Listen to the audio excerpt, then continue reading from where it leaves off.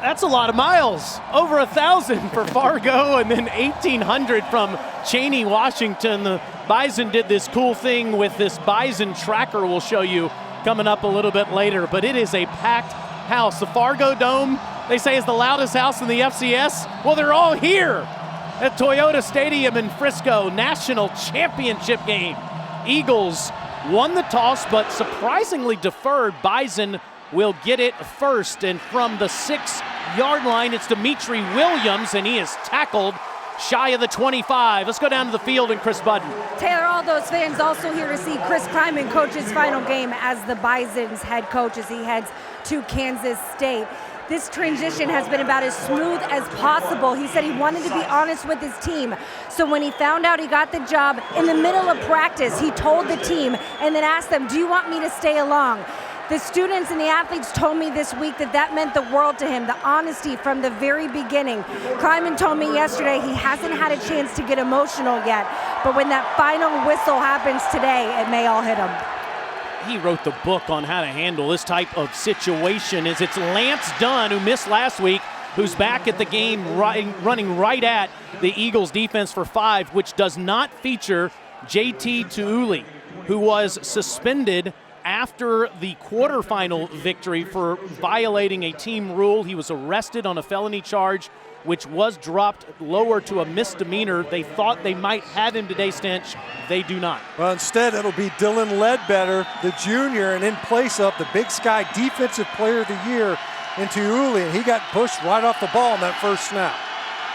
Dunn with an elbow injury for 5 yards. Stick wants to throw, instead will take off, and that is his 100th run of the season. It'll be 3rd and short. Stick, who was up for the Walter Payton Award, was a finalist for it, did not win it. If he wins this game today, he has more wins than anyone at this level. And there is no greater measurement at the quarterback position. The most important spot on the field and the most influential position for any team's successes. When you look at Easton Stick, the ultimate measure is the number of wins, perhaps a record-setting effort from him with a win here today. Devlin Hodges of Samford won that award last night. Congratulations to him. 3rd and 1, and Stick hands straight to Dunn, and Dunn easily gets the first down near the 34-yard line. A man that had 7 rushing touchdowns the last 2 times he's played. Well, they got in the big set, 2 tight ends. Actually, it really had some nice penetration early by the Eagles' defensive front. A good job by Dunn, finding his way up to the line of scrimmage and then picking a spot where he could plunge ahead. Dunn, of course, with that elbow injury, didn't play in the semis versus South Dakota State, but a really explosive runner with the ball in his hands. He's out. Ty Brooks is in on the first down, and it's Brooks who gets the carry, and he's got no place to go. He's going to lose yardage there. It's a loss of 1 is Dylan Ledbetter, that man you spoke of in the backfield. Well, Ledbetter's a guy that's going to have to step up big. We've already mentioned that absence of Tuuli, but that time Ledbetter was outside. He lined up in the nose tackle position the first couple of snaps. He's more comfortable on the edges of the line of scrimmage, did a good job of winning up front and getting a negative yardage play. Bruce Anderson we have not seen in the game yet.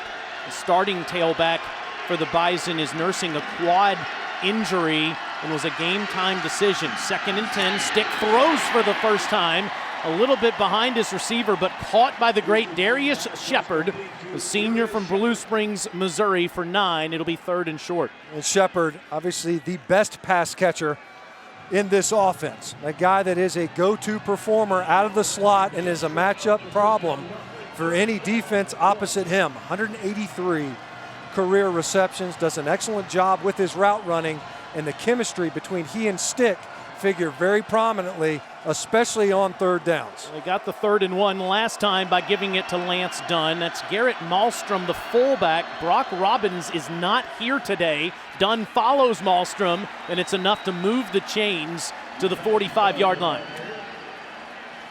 Patient run that time by Dunn. So many veteran ball carriers for the Bison. In any of these short yardage scenarios where that's a comfort zone for them, this isn't a spread-oriented offense. They can put you in a phone booth and win. That's a comfortable spot for them.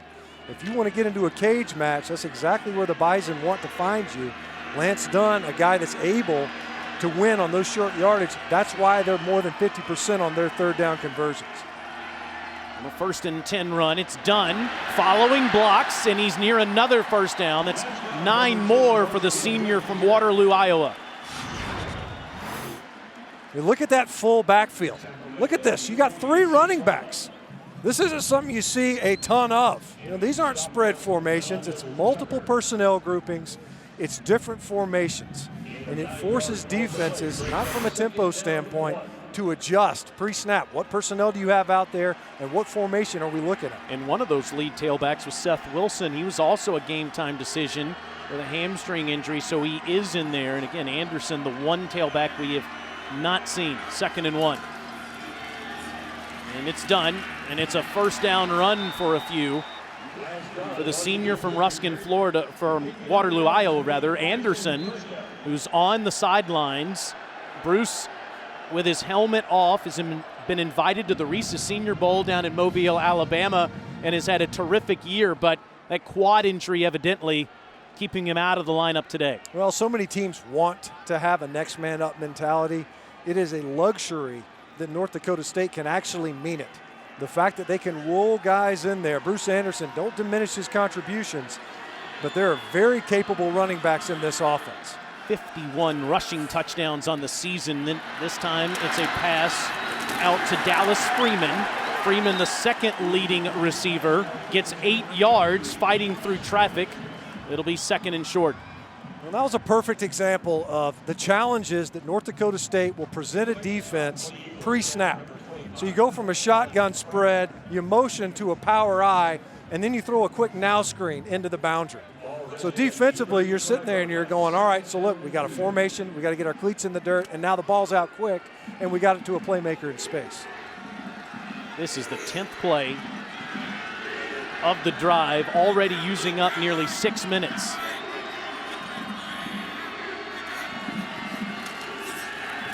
Stick will throw the long ball one-on-one. Incomplete, and a flag does come in. He was looking for Freeman. Cal Kreimer was the defensive back. And Stick saw it right away. He could feel the corner blitz, a boundary pressure, and he knew right away he was going to have a receiver versus a safety. Pass interference, defense, number 25, 15 yards from the previous spot, automatic first down. Todd Boyd, today's referee from the Colonial Athletic Association. Kreiner got some of the jersey here.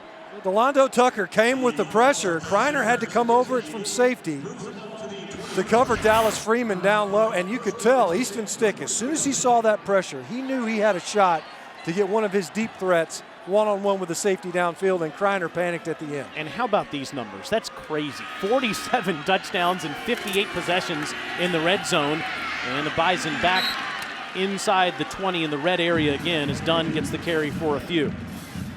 And that time, a nice job by Chris Ojo at linebacker, number 58 for Eastern Washington, was kind of pressed into service earlier this year.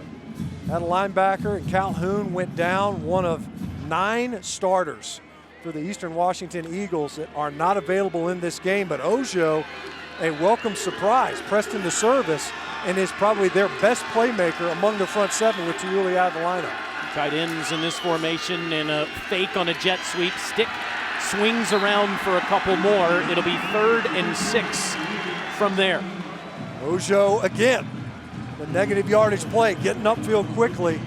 And you have to know, Easton Stick has got the green light as a runner. You could see in the semifinal game, and Eastern Washington is well aware, Stick ended up being the leading rusher in that game. 58 is going to have to be very active in run defense here today, knowing that the quarterback is going to be a runner. Bison are 2 of 2 on 3rd down, but those were 3rd and 1s. This is a 3rd and 6.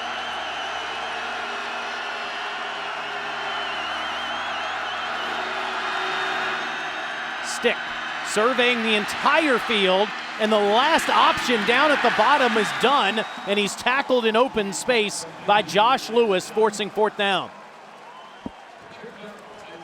They brought Darius Shepard in motion. He comes all the way across the formation. They ended up lining up to the right, and you could see Stick wanted to go to Shepard. He was well covered. He came off it, checked it down to Dunn. Dunn was incapable of breaking a tackle in the open field to pick up the first down. This is Cam Peterson with a 31-yard attempt, leading scorer in school history.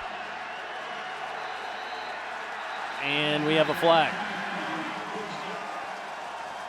False start on the Bison. False start. Offense.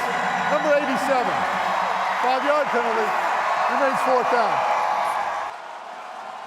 Well, I mean, the crowd obviously on the Eastern Washington side of the stadium is up, but it's not that loud. Right there on the edge, backs you up another 5 yards. About 75% Bison fans here today at Toyota Stadium, but as you said, the Eagles that are here are making noise. Peterson from 36, and the Bison strike first on a drive that takes over 8 minutes and 13 plays. The Eagles coming onto the field. The NCAA FCS Football Championship, brought to you by Pizza Hut, official pizza of college football.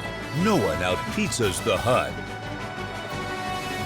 Great tailgating scene outside Toyota Stadium here in Frisco. I saw Stench's car pull out of the hotel about 6:45 this morning. I bet he was out there riding that bull with all those Bison fans. Lose that bet, buddy. North Dakota State leads Eastern Washington 3-zip. Can't go 8 seconds, huh? I won't go any seconds. The lumbar spine says you're nuts. I'll tell you what, in this game, I was surprised that Eastern Washington kicks to North Dakota State to open this game, but chalk that up as a win to force a field goal on the opening possession. The Eagles will start at the 25-yard line. Speaking of the fans and how they got here, North Dakota State buys all the tickets to this game, and they have this app, this Bison tracker, and look where all these people are coming from. I mean, every part of the country, and even a couple down there in the water in Cuba. Just everywhere. Pretty neat that over 10,000 of them, almost 11,000 of them, use this tracker to say, hey, here's how we got here. Over 1,000 miles from Fargo, North Dakota. Almost 1,900 miles from the eastern part of Washington in Cheney. Eric Barrier in shotgun formation with Simba Webster. And Barrier throws at the feet of his intended target. That's the tight end, Henderson Belk. Barrier, 8-1 as a starter, won 7 consecutive games. In his game in the semifinals, he set a record throwing 7 touchdowns in the FCS playoffs. And we talked to the coaches. They could not have been more glowing in their commentary about Barrier. Not just what he brings from a skill set standpoint, but his countenance. Nothing's ever too big for him. Handoff goes to Sam McPherson, and McPherson trapped in the backfield, no gain. It'll be 3rd down as you see Marquise Bridges come in there to make the tackle. Bridges in the backfield, coming from a boundary pressure. We've already seen one from Eastern Washington. Able to get into the backfield. Nowhere to go really though. Greg Menard played that very, very well at defensive end, the All-American performer for the Bison, and a 3rd and long to open the game. Barrier under pressure, escapes, caught up near the 40-yard line by Webster, and that's the danger with Barrier. You think you have him, and instead, it's a 17-yard reception. And that's exactly what defensive coordinator and soon head coach Matt Ince was worried about, as you see a wholesale defensive line change for the Bison. And continue to go quick, but this at the feet of Boston, incomplete. And to your point about Eastern Washington's identity, they're 111th in the country in time of possession, just over 27 minutes a game. But Aaron Best told us, we're going to do what we do. We're not changing to play the Bison. No doubt, and that conversion was huge, if nothing else, to extend this possession after a long opening drive by the Bison. 2nd and 10, continuing to go fast even after incompletions as Jason Williams makes the catch, the junior from Tacoma, Washington. Best in his 2nd year after Bo Baldwin, who did a fantastic job, went to Cal to be the offensive coordinator there, getting his team back to the championship game for the first time in 8 years. And Eastern Washington, a proud program. They've been to the semifinals 4 of the last 6 years. This is their chance to try to replicate their successes from 2010, but a 3rd and short outside of what they normally are good at here. Barrier fakes to McPherson. And out in traffic, it's caught by Dersante Dorton, and Dorton's got enough. It appears at first glance, but we'll see. It is, in fact, a first down. A great block outside on the perimeter on Marquise Bridges. Looked like Bridges might be able to force outside just there at the last second. Barrier just throws it to the bench. Second down. As we have seen Oregon, Baylor, Auburn, now so many teams across the country go fast, this is at a different level. And I think this speaks to the respect on that third down play that the Eagles have for North Dakota State inside. You got a third and short, but you're going to try to move the line of scrimmage to the perimeter and take your chances outside versus trying to slam it up in there versus the core of the Bison defense. Barrier against his body with Dennis Merritt wide open. There is a flag down. Merritt tiptoes the sideline inside the 10-yard line. We'll see if it stands. If it does, it's 39 yards. You see North Dakota State, they're saying bring it back. They're able to sneak Merritt out of the backfield.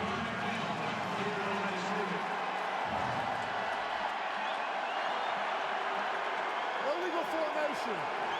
Offense. 5 backs. 5-yard penalty. Replay second down. Rogers Redding was official for over 30 years in college football. Here in the booth with us today. What'd you see there, Rogers?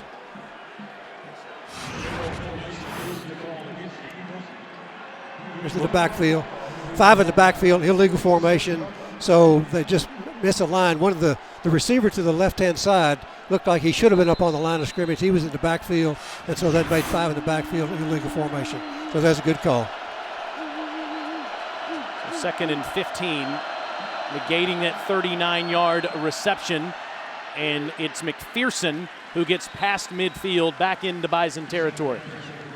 We'll see how that figures here in the first quarter. You talk about negating a huge play for Eastern Washington.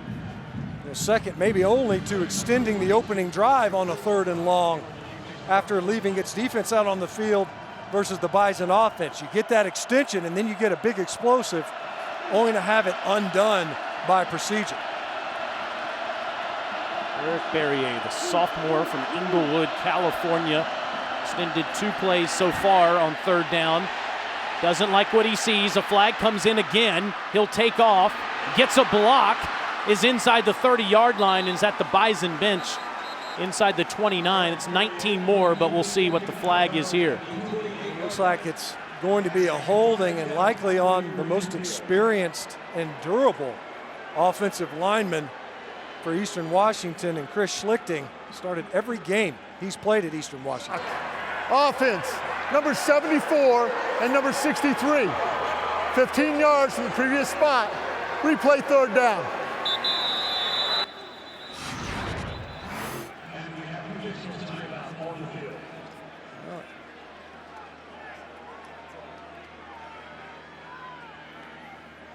You could see, watch here at the tail end, they call the chop block. Wow. I don't know. I mean, there was contact from Bias, but boy, it was minimal. Huge month for us here at ESPN. Jalen Wimbush, the senior from St. Petersburg, Florida, was the injured Bison on the play. 3rd and 24 for Eric Barrier after a couple of penalties, incomplete. Searching for Jace Gilder as his tight end. It's 4th down. So the Eastern Washington won't get any points out of this stench, but at least they possess the football for a while. Yeah, no doubt. And there for a moment, it seemed like that could be considered a victory. However, when you think about an illegal formation and then a chop block, you're talking about a 39-yard play, a 19-yard play. It's 58 yards negated by penalty and an opportunity for Eastern Washington to answer that opening field goal. Penalties undoing what was otherwise a very promising drive. Roldan Alcabendez has had a great year as another flag comes in. This one off the side of his foot and out of bounds near the 25-yard line. Shocked that punt, trying to get it away from Darius Shepard, one of the best punt return men in the FCS. Rogers Redding says there were 5 in the backfield again. With the Punt only went 35 yards. Illegal formation, offense, 5 backs. That penalty to be added to the end of the kick. First down. Bison get it back at leading 3-0, looking for their 7th national championship, which is unprecedented at this level. These are the modern day dynasties, Geno and UConn, Tom, Coach Belichick and the Pats, Coach Saban and the Crimson Tide looking for another Monday night. The Dubs have won 3 of the last 4 in the NBA, and the Bison 6 of the last 7. They win this game today. They have more national championships at the FCS level than anyone ever, and they've done it all in this decade. Yeah, which of these are the most impressive? It's not even a conversation. This is Ty Brooks trying to bounce it outside and does, and has daylight in Eagles territory down the sideline near the 20-yard line. It looked like Brooks was going to get tackled for a loss early in this play. You see the penetration, bodies everywhere. Ty Brooks just bounces it outside. Look at the blocking on the perimeter.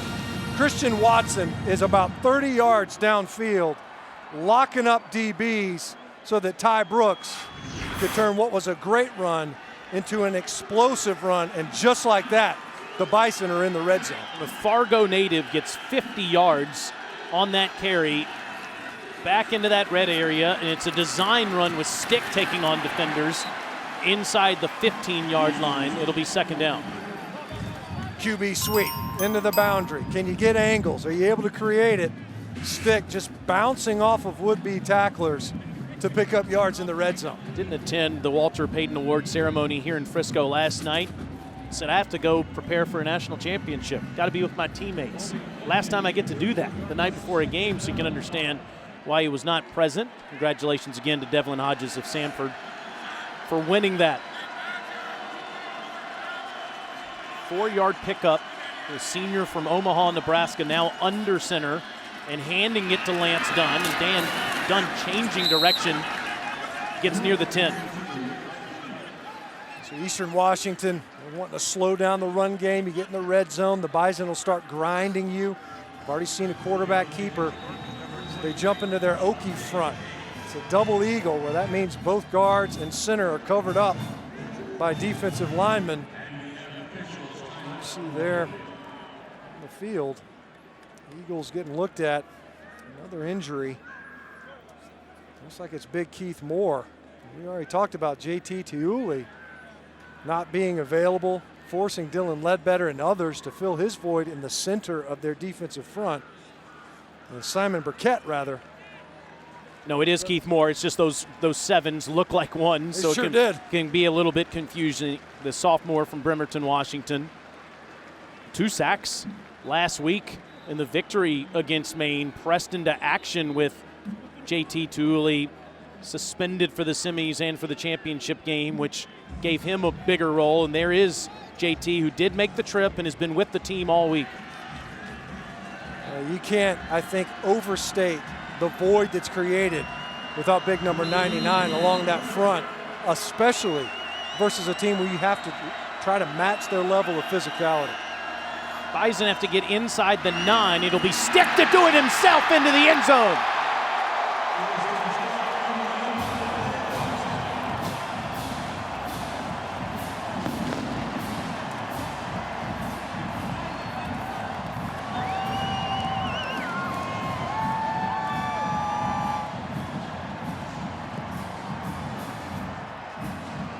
It's his 14th rushing touchdown.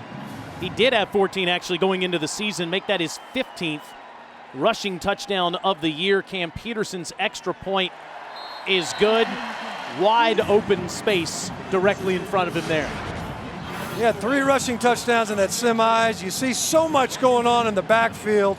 The fly sweep motion was more than enough to not only win eyeballs, but widen the Eagles defense. You get in that red zone, it happens quickly.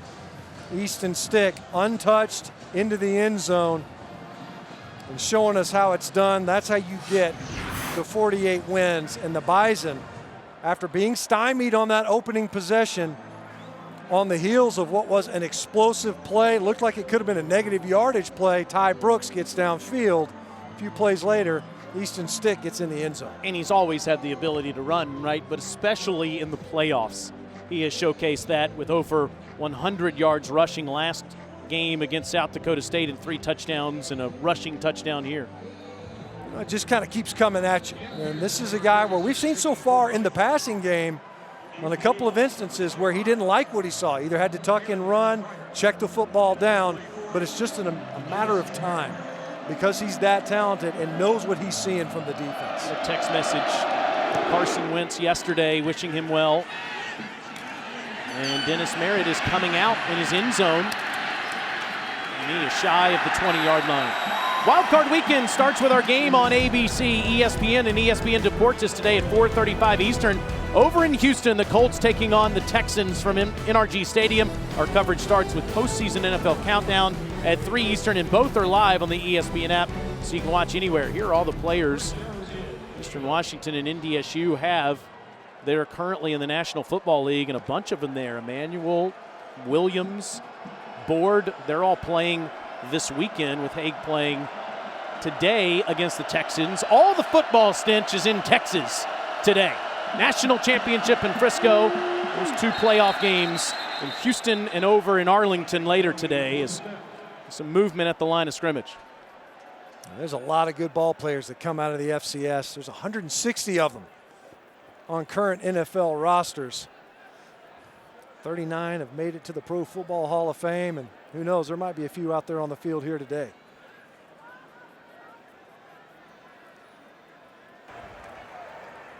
Offside, defense. Number 96 was in the neutral zone, causing the offense to react. 5-yard penalty, remains first down. You can see that time Matt Ince, defensive coordinator, dialing up a run-down pressure. So he was running Levi Jordan from his linebacking spot, and Greg Menard both looked to me like bias jump before. Barrier now with a 1st and 5, wants to take a deep shot. Has a man open and got him. It's Simba Webster. Webster is Barrier's go-to guy. If Darius Shepard is Easton Sticks, then Webster is Barrier's. And that time, plenty of time to get into the second window of that post pattern. 39 yards. Barrier across the middle, ball deflected. A flag does come in, but wonder if it'll be picked up because of the deflection here. Yeah, I think the back judge thought maybe it was PI, but the ball had already been deflected, and at that point in time, the defender can make contact with the receiver. There is no foul for defensive pass interference. The ball was tipped prior to the contact. Second down. 1 play ago, Simba Webster finding space in that Bison defense. You can't lose track of the leading receiver. In zone behind, out of his slot alignment. You know that they're going to look to find him deep and multiple times. 4 touchdowns in the victory against Maine as McPherson goes right at the heart of the Bison defense ahead to the 30 for 8 yards. This is an element of Eastern Washington's offense that has been developing ever since Aaron Best took over as the head coach. He wanted to be more balanced offensively, if nothing else, for games like this one and in late season, in December.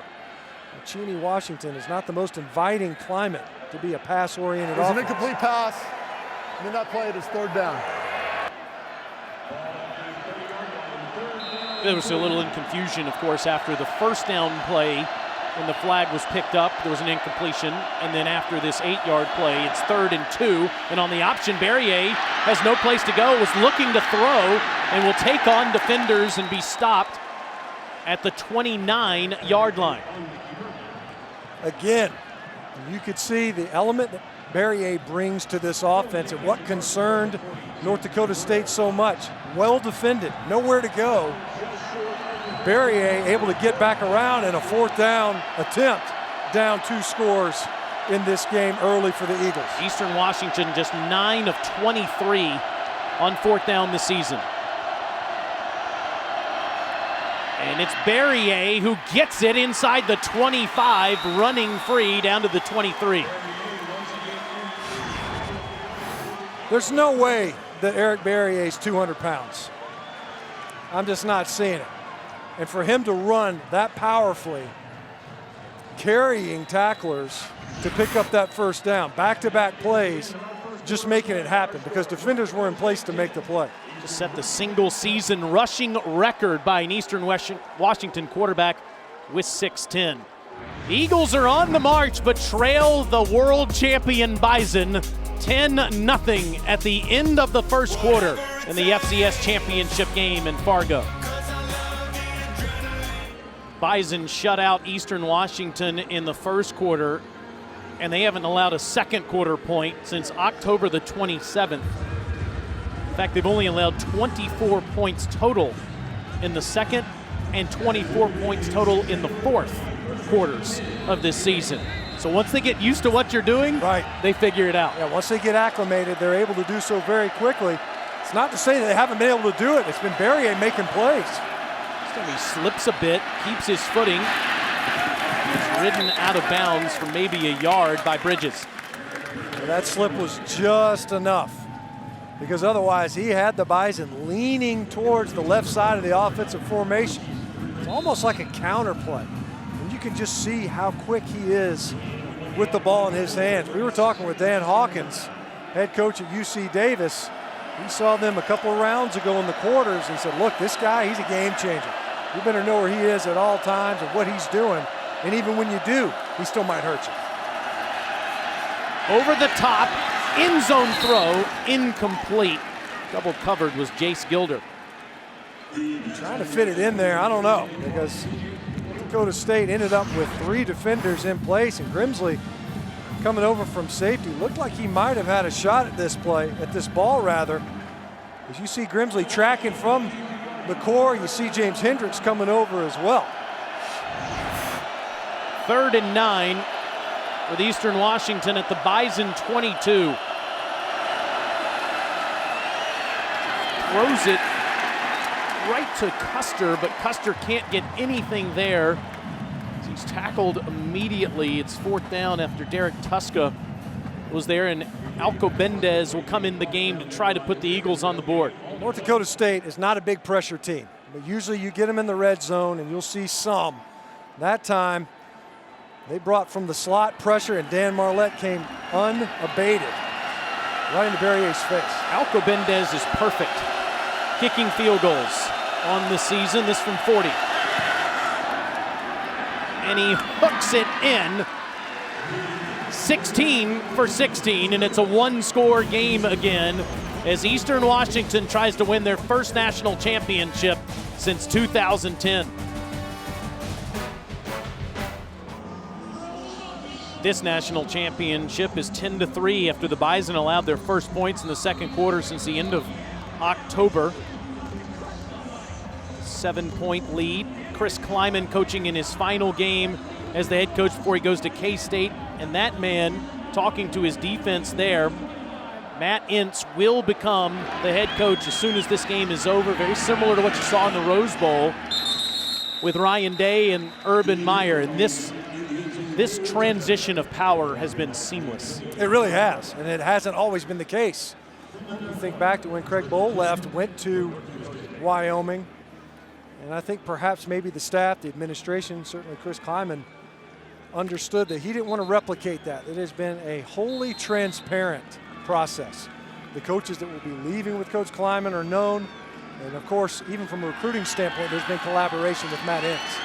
And said, Chris Kleiman taught me every player on the team is important. Grow the relationship with everyone. Houston stick.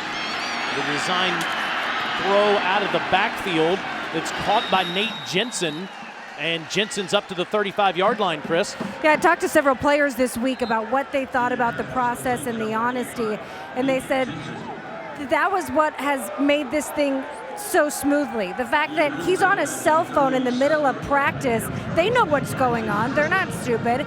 And then he comes over and tells them and asks the guys, do you want me to stay? He said, from Easton Stick told me several other seniors, we've been with this guy for 4 or 5 years. The fact that he came to us, asked our opinion, is what meant the world. He even told us, if this was a bowl game, I don't know if I would have stayed. 1st and 10, and a run that goes to Brooks, and he gets maybe a yard. And it does, to Chris's point, that's what makes the FCS playoffs so unique. And he thought, as she said, maybe it wouldn't be best, but his players very quickly told him that it was. And he said, I've given everything I have to this program for 8 years, and it's given me even more back. That's hard to imagine when you think about it, because everything he's had has been an awful lot. You're talking about 3 title games and perhaps even 3 championships, rather, and a 4th perhaps in only 5 years. That is efficient. It tied Jim Tressel for the most in FCS history. If he wins it, Dallas Freeman gets free for a first down right into Eastern Washington territory. Great block by Darius Shepard. Coming outside, trying to get just enough to spring upfield, did an excellent job of leading on this play. And that's really what sprung it. Dallas Freeman, with a big conversion there, obviously was involved with the pass interference that got North Dakota State downfield on their opening drive that led to a field goal. But Darius Shepard, a weapon in special teams, also making his presence felt as a blocker on the perimeter. Stick 5 for 5 for 45 yards in this game. Back to the ground. He has a rushing touchdown. And he's ahead to the 48-yard line. And you were visiting with Al Grove before the game, who's calling the game on radio today. Both of you guys feel that Kleiman's philosophy will work at Kansas State. Yeah, I just think it's a fantastic fit. Now, there's not many coaches that make the jump, and it's a big jump, not just to the FBS, but to a Power 5 school. Kansas State, obviously in the Big 12, and all the things that come with that, bigger staffs. You're going to be recruiting 22 more guys, 85 scholarship players versus 63, and then, of course, the recruiting process in general. Otherwise, football is football, and Kleiman has been highly successful doing just that. 2nd and 8 play. Dunn has daylight, and he's tripped up a yard shy of the first down. It'll be 3rd and 1.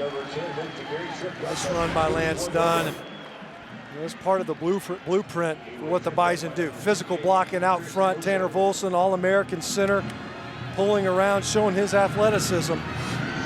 And Dunn, he's been the drumbeat in the running game so far. Chris, he just went over 3,000 yards for his career. And he's going to stick to the ground. No trickery today because he's torn his UCL. They haven't fixed it, but doctors say if it doesn't hurt, just don't throw the ball and you'll be okay. Did that against Colgate a couple of weeks ago, and he gets the first down run here to the 37-yard line. Pretty impressive to play with that kind of injury. Well, yeah, you think about it. This is a guy that he's been around this program for a while. Senior, he's contributed. He knows what championship effort looks like.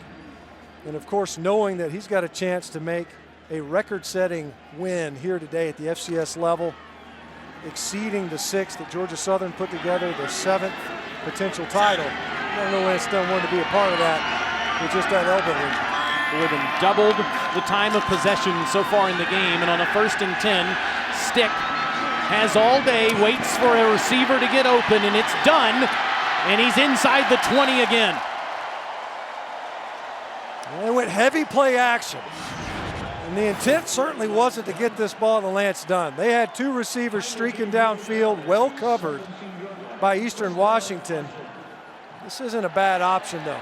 Get the ball to Lance Dunn in open space. Also showing some versatility. These running backs aren't just ball carriers, they're receivers.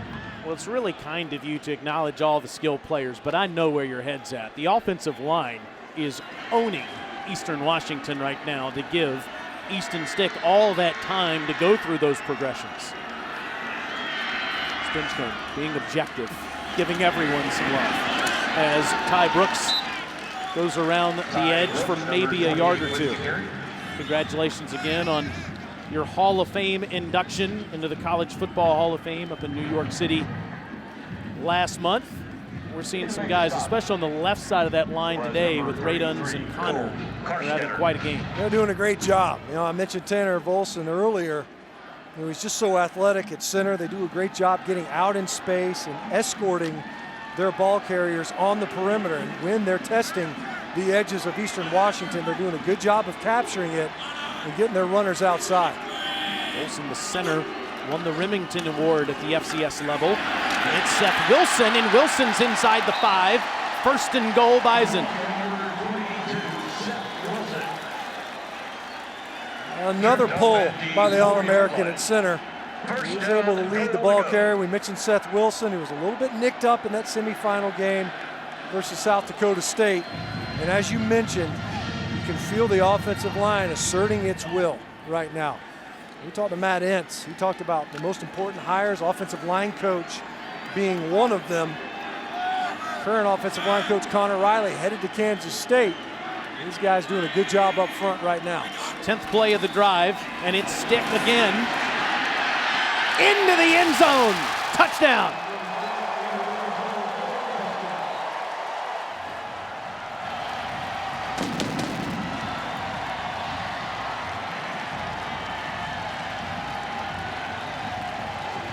Well, you beat me to it, Taylor. But the big boys on that drive, they did a pretty good job. And it wasn't just like they're Tonka trucking guys off the line of scrimmage. Yeah, they can do that too. But they're pulling and showing just how athletic they can be in some of these runs. And of course, you could see a number of perimeter runs from the red zone. Tonka trucks, huh? Big flashback for me. Cam Peterson's extra point is good. And this man has a chance to become the winningest quarterback in FCS history, already with 2 rushing touchdowns. The NCAA FCS Football Championship, brought to you by Liberty Mutual Insurance. Only pay for what you need. I mean, the players for the Bison have to be on a first-name basis with the people at Fargo, right? Yeah. Oh, Easton, great to see you again. Oh, hey, Lance. Hey, Darius. They're probably members of the bowling league. Come down here. See you in December. We'll finish things up. Nobody able to stop Stick so far. You remember when Bobby Boucher showed up at the FCS championship game, do you? Well, they may need Bobby in the second half, Eastern Washington. Even Bobby Boucher looked a little nervous about tackling Easton Stick.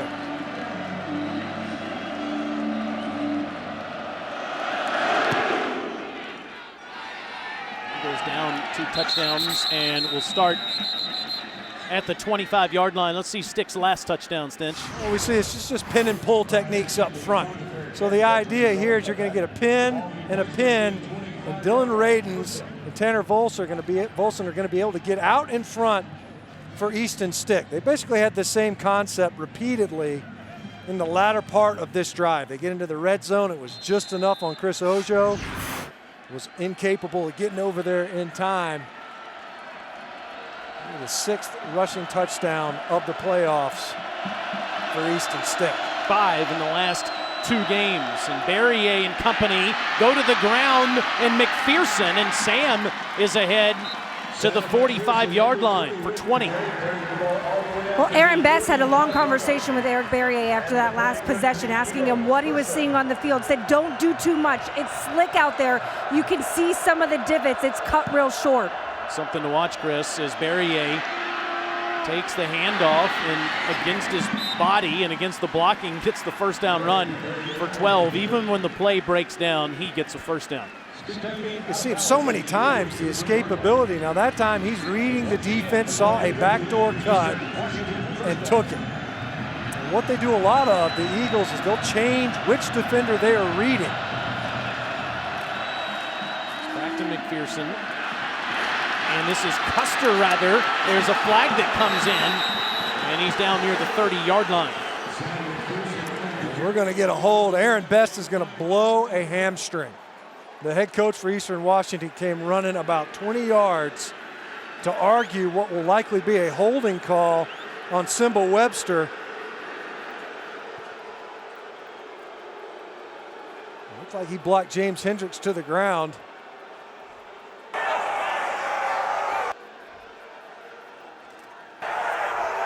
Holding. Offense. Number 5. 10-yard penalty from the spot on the foul. Replay first down. As you'll see coming into your picture, there's Webster, and Hendricks, and he's got a handful on the outside. It's just too easy, I think, for the judge, for the side judge to throw it out there. the line judge rather in that instance. You're going to get a lot from Aaron Best after that one, call. Coach. He's got him locked up pretty good and takes him to the ground, so you can't not. That's one you can't not call. It's just too obvious that right at the point of attack also, so that's a good call. It's a reverse here to Williams, who wanted to throw it and ends up throwing an incompletion at the very last minute there. Second down. We're waiting to see one of those. So there's one of your left-handed passers. Jason Williams had a chance to try to get the ball downfield. They were able to hit one of those earlier in the playoffs. Another late flag, yeah.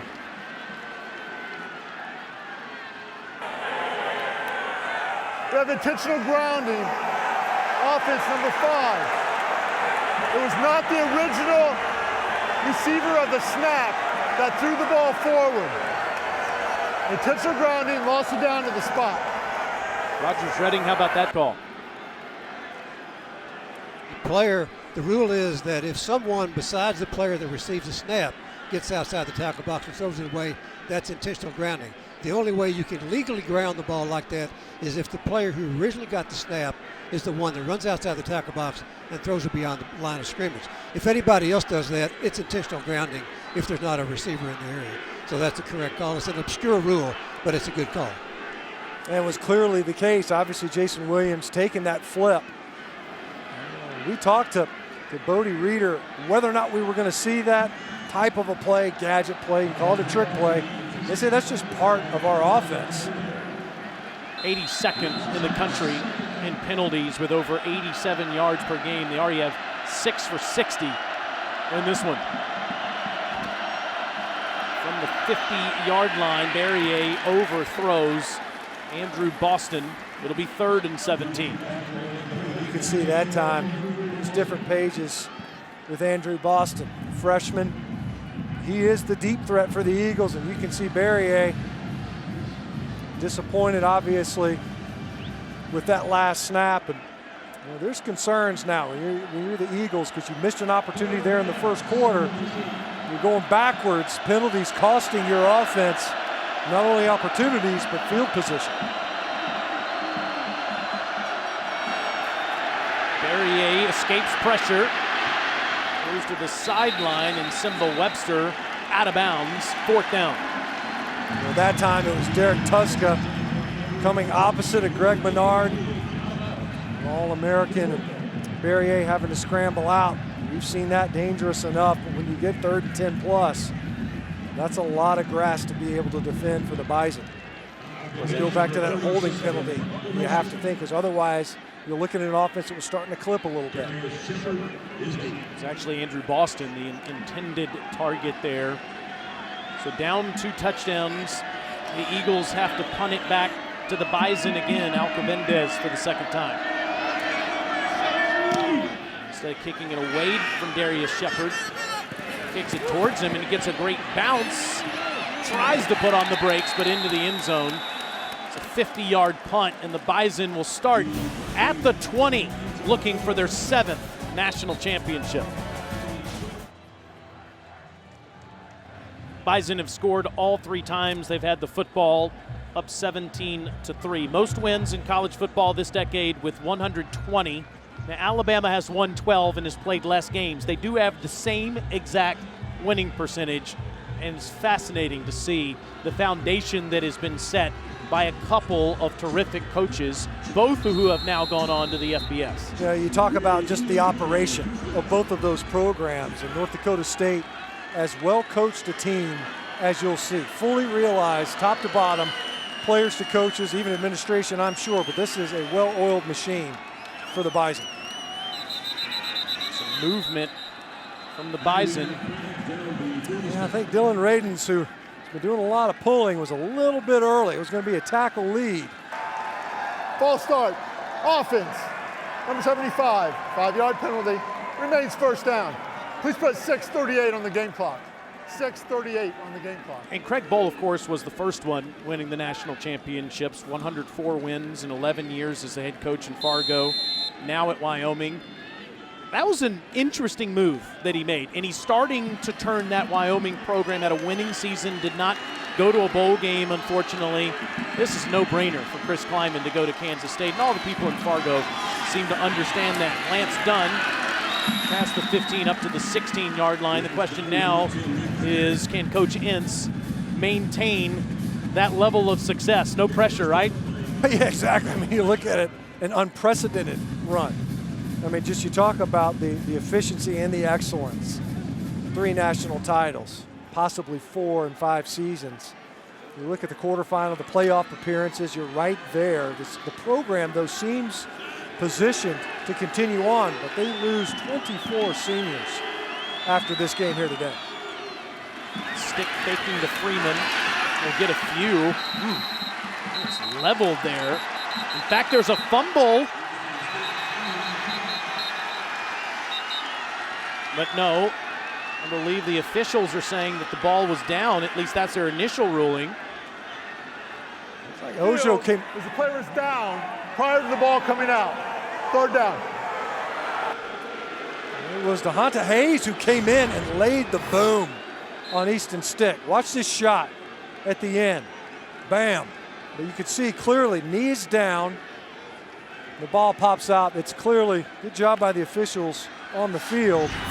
Stick clearly down before that ball came out, but a nasty twist there towards the end on Easton Stick. Timeout called by the Eagles as Stick was able to get up and play on.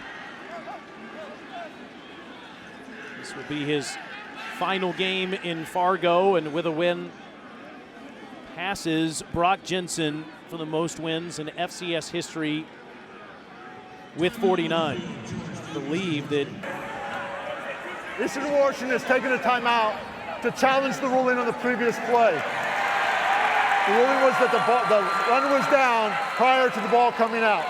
We'll bring in Rogers Redding again. I don't believe there's much to look at here, Rogers. It looked, at least from that initial replay that we saw, that Stick's knee was down. It seems very clear that his knee's down before the ball comes out. They're going to confirm this very, very quickly. It's a little surprising that he would challenge this because now he's lost his challenge for the game in addition to losing that timeout. So I'm sure that's a quick review, and they're going to confirm this. After review, the ruling on the field is confirmed. 3rd down. Eastern Washington has charged the timeout and has used that challenge for the game. And as Rogers pointed out, strategically now, so you've shot the one bullet you had now. And it was pretty evident that he was down. I get that the defenders are emotional, you want to get caught up in that, but you also don't want to burn your challenge this early in the game on what seemed to be clearly a downed runner. And it's 3rd and 12. If your defense can get off the field back here, yeah. And Stick make them pay. Incomplete as he throws into traffic. It's 4th down. Nice coverage downfield. That's been the case most of this game. Eastern Washington has done a really good job, other than the big shot to Darius Shepard, of keeping the Bison passing offense bottled up. You get behind in the down and distance, nearly get the ball come out. And as you mentioned, Taylor, so now you're going to get the ball back. Now, albeit you'll forfeit 40 yards of field position perhaps. With Wegner punting, and it takes an Eastern Washington bounce, so the Eagles will have the ball in Bison territory. Monday on ESPN, we'll have the College Football Playoff National Championship game presented by AT&T at Levi's Stadium in Santa Clara, California. Number 1 Alabama taking on number 2 Clemson, 8 p.m. Eastern, 5 Pacific, also streaming live on the ESPN app, so you can watch anywhere. Can't wait to see those two teams, both undefeated, see what they've done since 2015. Every player on both of those rosters have played, each of their games have had national championship implications. All of them in the last 4 years. Amazing. There was a hold on North Dakota State on that punt.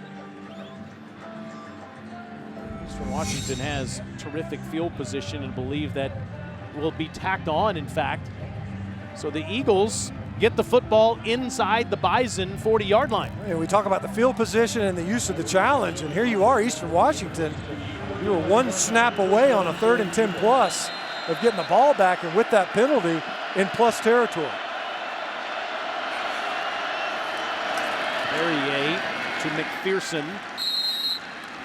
Sam is ahead to 37-yard line. If the Bison win this game, and then of course you have Monday night's national championship, we have 2 undefeated teams, one at the FCS level and one at the FBS. We've never had a 15-0 FBS national champion with the new format. The Bison were the last team to go undefeated at this level, doing it in 2013. Barrier has time, throws into coverage, and he's picked off. Down at the 15-yard line, it's picked off by Levi Jordan. He wasn't really pressured there. And we've seen that now really the second time where we've seen Barrier try to force the football downfield. And this was well covered. You see, he's got time.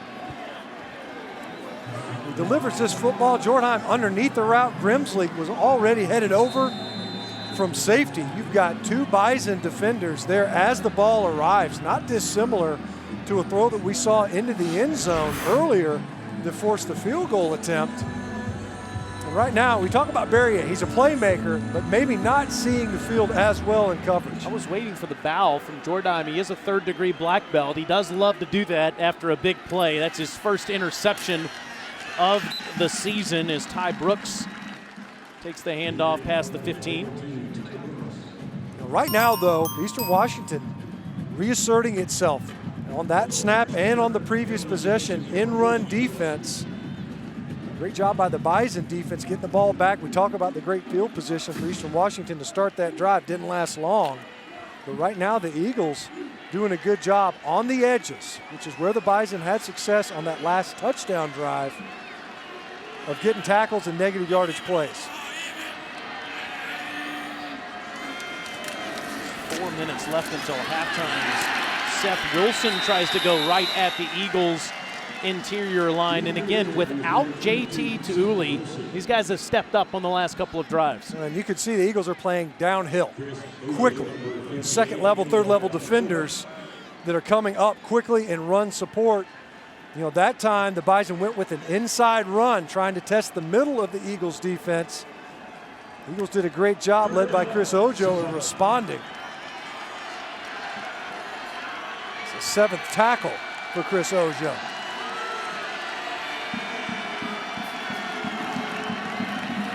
Stick on a 3rd and 7, incomplete.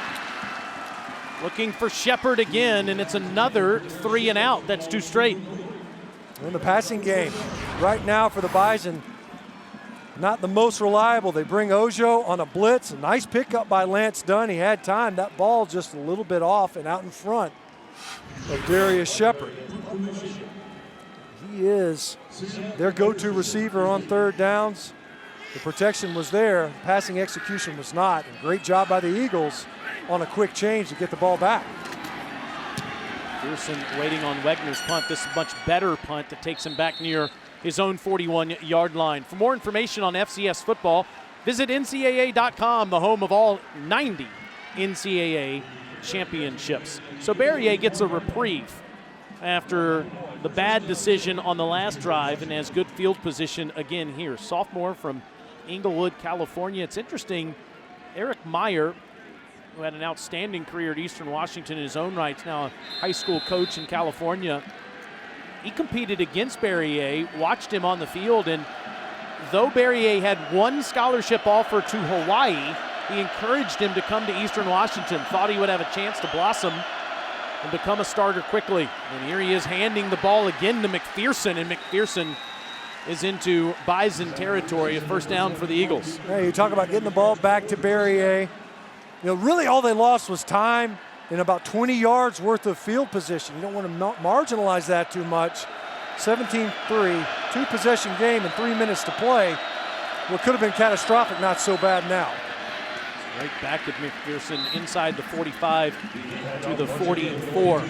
Eagles have had terrific quarterbacks. Vernon Adams, ultimately transferring to Oregon. Matt Nichols, Bo Levi Mitchell in the national championship in 2010. And of course, Gage Gubrud, who is here today after that foot injury in September. McPherson's got no place to go this time. Bottled up, it'll be third down. Great job by Jabril Cox. Defensive Player of the Year in the Missouri Valley Football Conference. Coming in there, crashing into the backfield. Eastern Washington was going to try to run a counter to the field side. It's the 90th tackle on the season for Jabril Cox. Eastern Washington, 2 of 6. On third down today, they've missed their last 4. Got this one, though. Inside the 30, down inside the 25-yard line. It's the big tight end, Jace Gilder. Dragging tacklers. North Dakota State brought pressure. Jabril Cox up the middle. Was blitzing from the slot.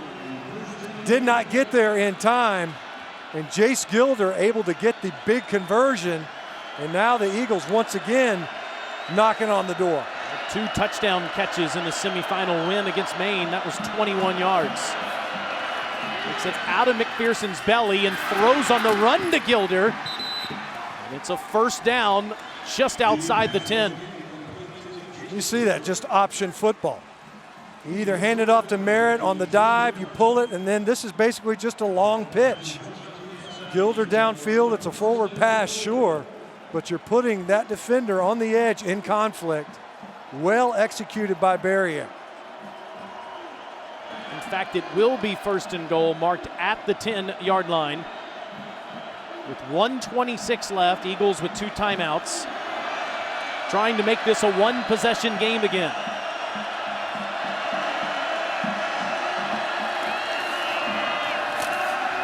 In traffic, catch made inside the 5, down near the 2 by Johnny Edwards.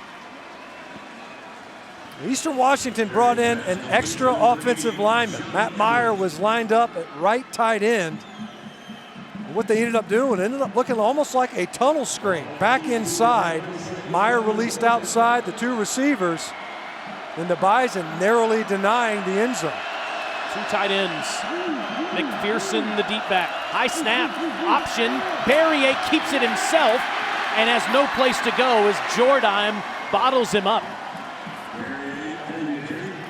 Looked like Berrier should have pitched that football. He was flanked. Otherwise, I think that's at least giving your ball carrier, running back, a chance to get in the end zone. As it is, you keep it, you come back inside. There's a lot of help in there. Eastern Washington calls timeout with 37 seconds left in the half and at the doorstep. Eastern Washington last 3 plays to put them in this position. You wouldn't think it would be Jace Gilder. It would be the guy that pops up, but sure enough, 2 of the 3 plays going to the big tight end, and he's able to get Eastern Washington to this third down attempt inside the Bison 5-yard line. Bison's red zone defense giving up touchdowns has been remarkable. Just 7 times all season. This time it is a pitch. McPherson can't get in. Tackled by Robbie Grimsley and finished off by Derek Tuska. He was 1 play too late with the pitch. You pitch it on the previous play to McPherson, you give yourself a chance. He was flanked and could have gotten in there. I think McPherson's scoring a touchdown on the previous play. This time, though, well defended by the Bison on the 2nd and 3rd levels. Robbie Grimsley not fooled to force that one out of bounds, and Derek Tuska was out wide as well. Bendez made one from 40. This a chip shot from 20. It's a fake. It's a fake, and it is a touchdown. Is on the fake. It's Jace Gilder taking the toss from the holder, Gunnar Talkington.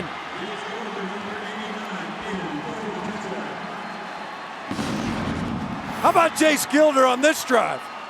We talked to the coaches yesterday. We said, will you try to steal a possession, extend a drive? Why not here? Get a chance to pick up a touchdown. You had a shot for it on the previous 2. And Gilder is able to get into the end zone, catching the Bison off guard on a fake field goal. And keep in mind, the Eagles get the ball first to start the second half. And Rogers Reading is they'll take another look at this, I believe, to make sure that Gilder's This play is under further review. stretched into the end zone. First and foremost, Talkington's okay to have his knee down there, right, for the holder. Yeah, that's right. As long as he's on a fake like that, you allow the knee to be down specifically for that play. I mean, obviously, any other time the knee's down, the ball is down. But in that situation, on the fake field goal, they're allowed to do that. On this play, it's hard to tell without looking right down the goal line. His elbow may have been down on the ground, but from this angle, it's hard to tell. You know, without a look right down the goal line, it's really, really hard to tell. Here's a look down the goal line we'll be able to see. Talkington, the backup quarterback. Gilder with 2 touchdowns last week. Just blocked from a view. And I believe that first look that we had probably is the best one.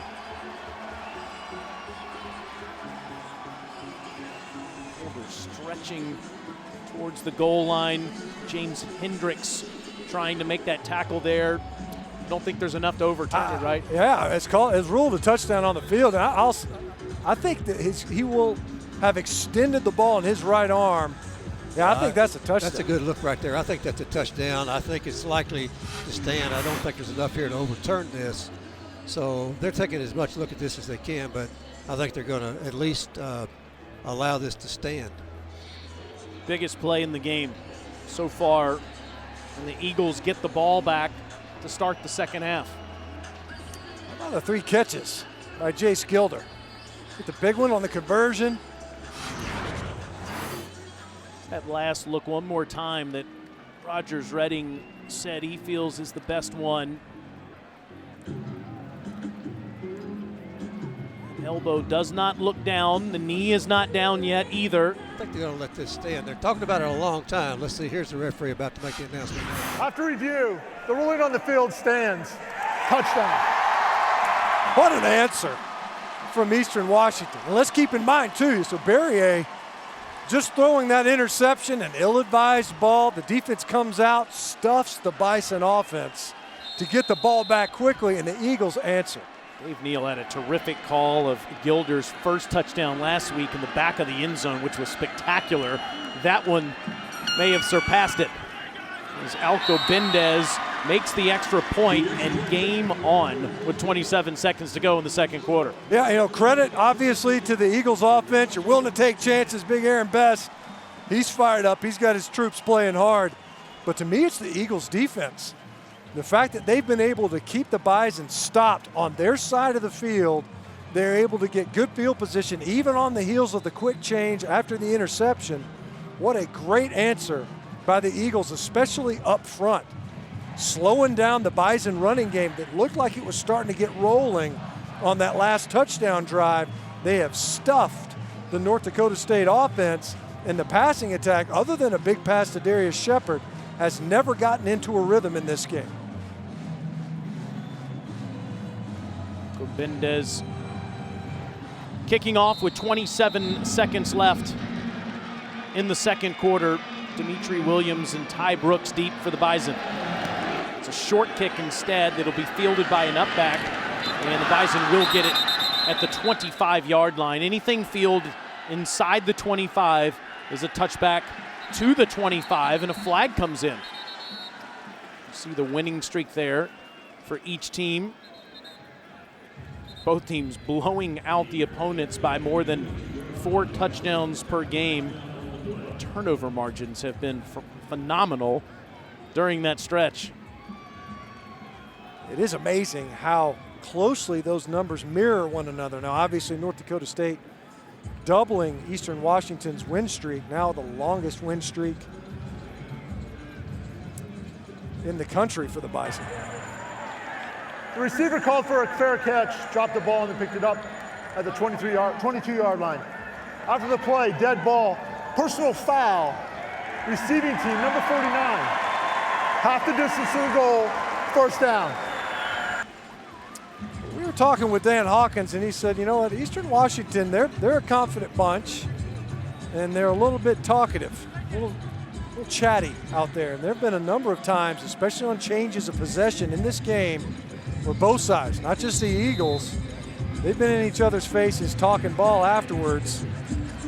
A good time for halftime to come, perhaps, to go settle things down, especially if you're North Dakota State, because right now you need to come up with some answers offensively. And, of course, you're going to have to slow down Eastern Washington, who gets the ball first in the third quarter. Bison score on each of their first 3 possessions, but had 2 consecutive 3-and-outs to end the half, while Eastern Washington pulls off the fake field goal for a touchdown. And it's a 1-score game with the Eagles, as you said, Stinch, getting the football first in the second half, and Chris is with Coach. Coach, you were able to hold the Eagles until that last fake field goal. How has that changed the momentum heading into half? Well, we just got to get the momentum back. We've had a good first half, stalled out a little bit in the second quarter with our drives. We'll be okay in time. How do you think your guys have handled the stage today? Oh, we've handled everything well. It's just we just got to continue to make plays, and we're going to be able to run the football. If we can do that, I think good things will happen. Thank you, Coach. Appreciate it. Bison 17, Eagles 10. Stay tuned for the college football halftime report with Kevin Nagandi, Jonathan Vilma, and Jesse Palmer right after these messages.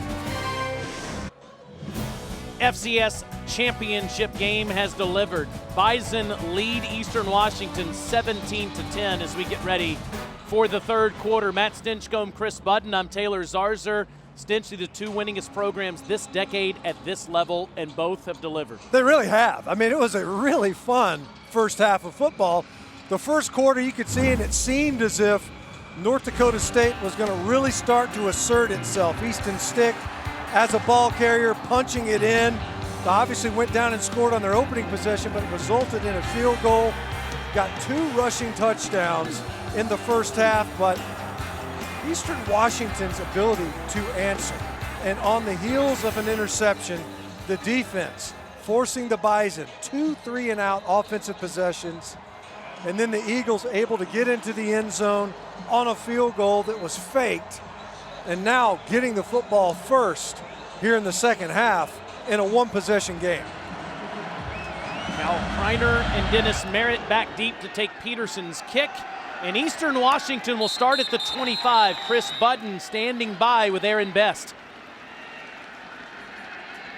I'm heading into half with that fake field goal. What went into the decision? Well, with all the momentum we didn't create, with all those penalties in the first half, we needed something.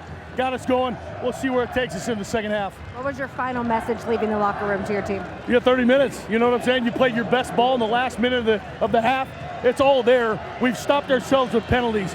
We've got to keep up tempo. We've got to continue to get those guys to hockey line change their defensive line position, because that's how we play our best, is when we play fast. Thank you, Coach. Thank you. And clearly play with a lot of passion, too, as McPherson is leveled by Stanley Jones on the first play of the second half. You see a little bit of movement up front. You know, you hear Coach Best, and he's an emotional guy. He gets fired up. This team came into this game, he said, they're not going to be intimidated. I'm going to sleep great before the game, and he did. And you could tell that these guys don't feel the stage is too big. Loss of 2. Barrier to the air, and he's picked off. Through into traffic again. This time it's James Hendricks running in space, getting blocks in front. And he's out of bounds at the 15-yard line.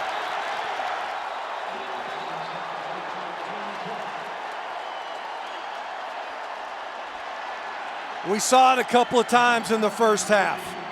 One actually resulted in a turnover.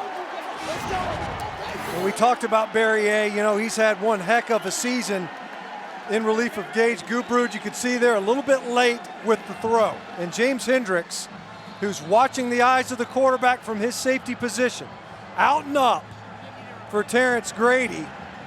And he just brought Hendricks over there, that little bit of a hitch. And I think that was more than time enough for Hendricks to get over there for a big turnover. Bruce Kleiman says Hendricks will be the leader of the defense next year. As a 27-yard return, his 5th interception. This one's picked off. On the next play, Stick gives it right back as Eastern Washington gets the football back, as it's Delando Tucker stepping in front of the receiver.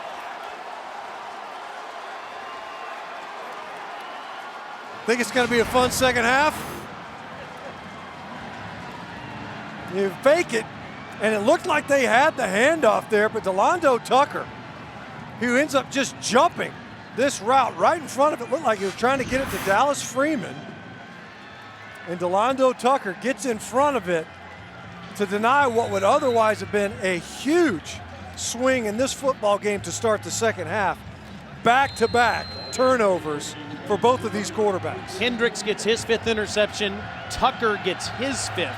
The senior from Federal Way, Washington, is the team's 21st interception. 11 different Eagles have a pick this season. And it's Gunnar Talkington who threw that touchdown pass that's in the game, handing to McPherson, and McPherson's up to the 28-yard line. How about that? You could see the Bison defenders. They were all jumping around. Hey, look who's in. We'll have to check and see because it was Berrier who made the tackle on Hendricks, forcing him out of bounds after the turnover. This might be Eastern Washington just trying to settle down their quarterback. I didn't look as if he was injured after that play. That touchdown on the fake field goal was Talkington's first this season. The redshirt freshman from Battleground, Washington, handing to McPherson again, and it's enough for an Eagles first down. Talkington only 5 of 11 passing for 60 yards in his career coming into this game. And you see Berrier, and he just looked over to his head coach, Aaron Best, who's talking with him right now, obviously. I think part of it, not just physical, maybe mental after that quick turnover. 3 straight McPherson handoffs as we go down to the field, and Chris. Taylor, the athletic training staff was looking at Berrier's left hand. He was on the training table for a bit, then walked out with his helmet, telling his coach he's ready to go. He's also 3 of his last 12, 2 of those interceptions. You know, he might get that hand looked at. They also probably want to get his head looked at just to make sure that he's able to settle down here early in the second half. Practice going back to the trainer again to get him to work on it. Talkington wants to throw and fumbles. Gives up the ball, and it's Stanley Jones right on it.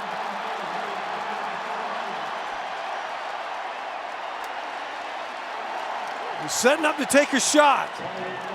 And Stanley Jones made the first tackle of the second half and then makes probably the biggest play here in the second half. Although we've already seen 2 other turnovers. Talkington in the game, in relief of Berrier. Jones just getting his left hand. That's the ball security that when you're not getting a ton of reps, you don't always feel it. You're not getting live reps in practice. And so when you look at in-game situations, you're not always worried. You end up with a forced fumble, fumble recovery, and a sack for Stanley Jones. To the ground for the Bison. Ty Brooks will get a couple of yards. North Dakota State all of a sudden has been frustrated by Eastern Washington. Look at their last 4 drives. Well, look at the number of plays, right? Now, obviously at halftime, we wiped that one out, but you got an interception and then 2 3-and-outs right there to end the first half. And a little bit of rockiness, maybe some turbulence for the Bison offense. 3 backs back there. Stick wants to throw, steps up, incomplete. And well covered downfield. Eastern Washington has not been fooled, nor have they been lured upfield and run support. And that's something where North Dakota State, they can make hay. Easton Stick, 6 for 6, 0 for 4 with an interception since. And it's 3rd and 8.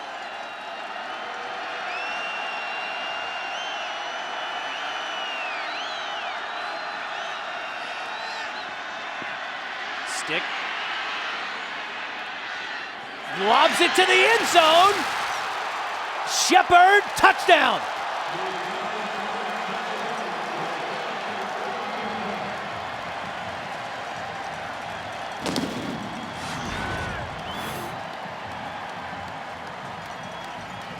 And he gets in, getting that right foot in, and that's his 8th receiving touchdown of the season in what is his final game.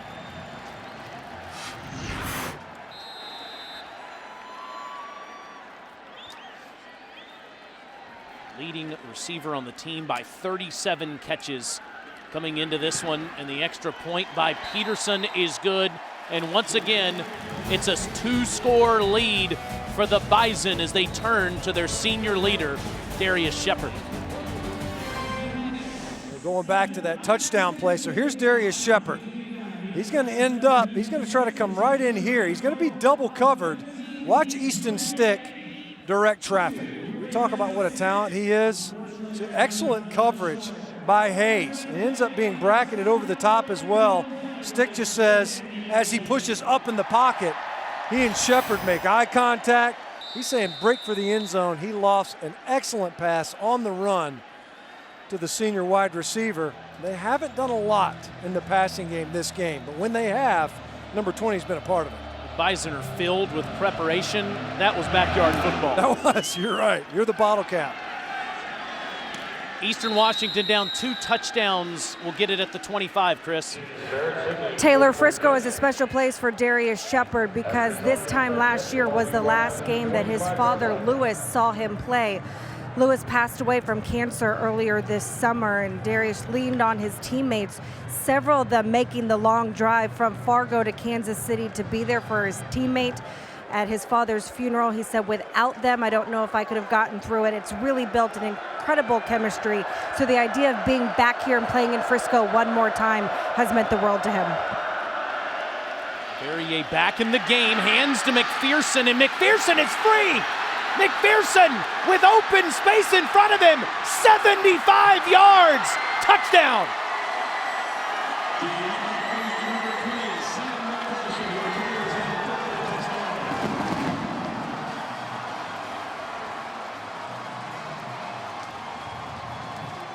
Wow! What a run by McPherson. And what a move he put on Robbie Grimsley, an All-America safety in the open field. And Coach Aaron Best, who was fired up on the touchdown throw to Darius Shepard, thought there was an illegal receiver downfield. There's no better salve to that frustration than a big touchdown run. Second longest touchdown run of the year. He did have a 94-yard run this season. How did he get free this time? Well, you could see that once again the Bison are going to bring edge defenders. They're trying to get a late add to the box, but both Hendricks and Grimsley at safety were the next line of defense. Look at this void that they ended up having to start off with, and because of it, it gave McPherson, once he got past the line of scrimmage, you're already to the third level defenders. And McPherson showing why Eastern Washington's running game has really expanded under Aaron Best. Coach Best talked about it. Part of it's driven by personnel. We got some guys that can run this football. They all average more than 6 yards a carry. And McPherson has really played well in the run game in this game. On the goal line, it's Dimitri Williams. Williams is stopped at the 15. Aaron Best, if he's wearing a Fitbit, he's had to take over 10,000 steps in this game. I mean, he walks from each 30-yard line, pacing back and forth. And after that McPherson touchdown, he turned and looked to every Eagle player and said, we're not going away. Yeah, I mean, you talk about the steps. That's when he's walking. That dude's running a lot of this game. He's trying to get guys' attention. And you can see the offensive production this year. They've had a record-setting season, and they've had to endure a lot of injuries, and they are not going away in this one so far. Stick back to the ground. Lance Dunn straight ahead, and he'll get more than 6 on the carry. Again, Bruce Anderson has not played in the game. Senior from Ruskin, Florida. A quad issue. Dunn didn't play in the last game due to an elbow injury, tore an ulnar lateral ligament. There's Anderson. He's never put his helmet on today, but Dunn, Wilson, and Brooks have been running the football, and so has Stick with 2 rushing touchdowns.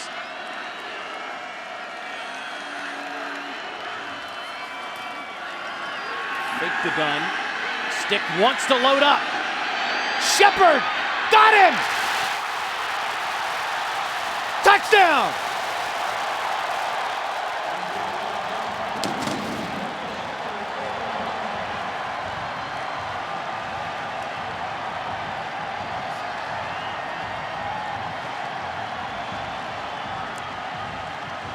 The longest pass of the year, 78 yards.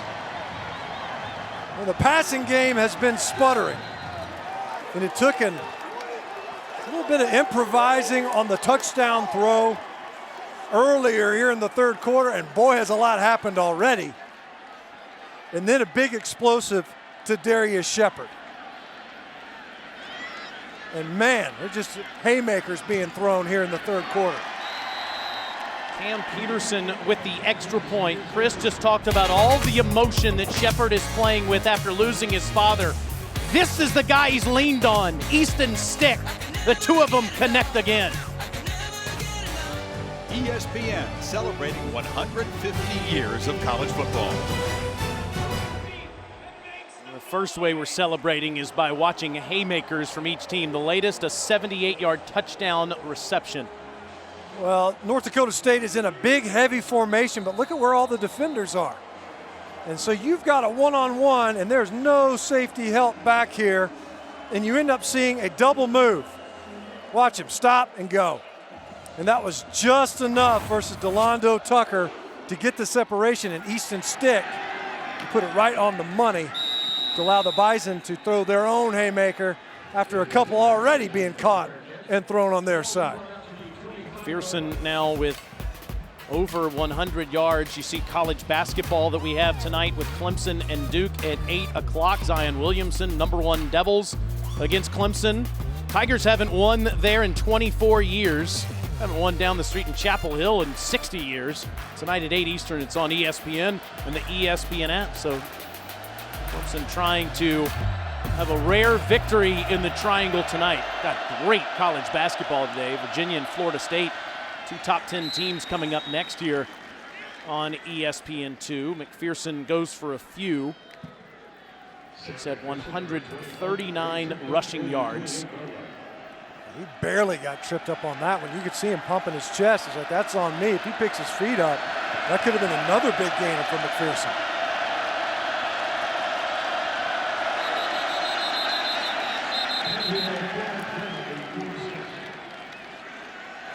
False start.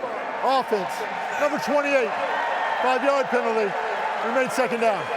Yeah, you know, you could see that what North Dakota State is doing, one of the things that they're able to do, especially on these early downs, is they're bringing Cox, whoever the slot defender is, and they're adding him to the core, adding him to the tackle box, and it's getting Eastern Washington a little bit jumpy pre-snap. Here it comes again. And bottled up is Dennis Merritt at the 20-yard line. Eagles going in the wrong direction. What's happening a lot of times is North Dakota State, who's very physical up front, that time big Aaron Steidel able to just get penetration right now, knockback. You hear these defensive coordinators, D-line coaches, that's what they covet. They want you to move the line of scrimmage backwards. And they were able to do that on that snap. Eagles are down 14 and have a 3rd and 15 from their own 20. Facing pressure, Barrier gets rid of it and tiptoeing the sideline, but short, it's Terrence Grady, as he'll be about 2-3 yards shy of the first down. It was Robbie Grimsley, who got shook earlier on the McPherson touchdown run, who was able to pressure Barrier. We saw Barrier scramble quite a bit in the first half, and he's already been looked at, missed a series, that left hand being evaluated. Not really favored it. It's obviously not his throwing hand, but you wonder how much scrambling and running we'll see from number 3 and just how serious that hand injury is. Alcobendez to punt to Shepard.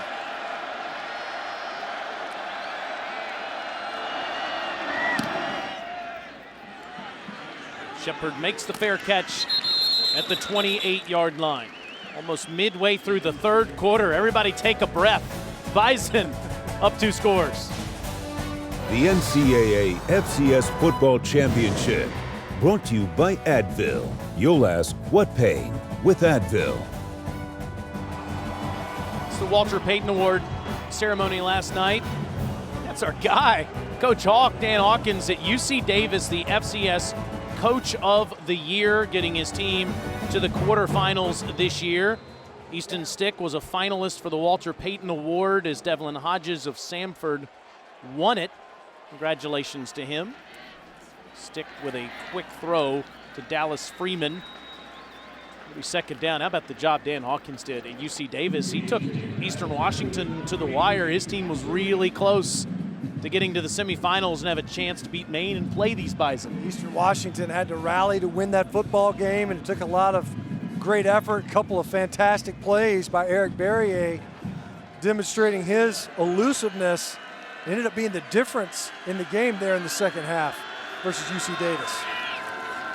Stick to Seth Wilson, and Wilson moves the chains up to the 40-yard line. Again, Wilson, a game-time decision today with a hamstring injury, is playing. So is Lance Dunn with his elbow injury. Bruce Anderson is not.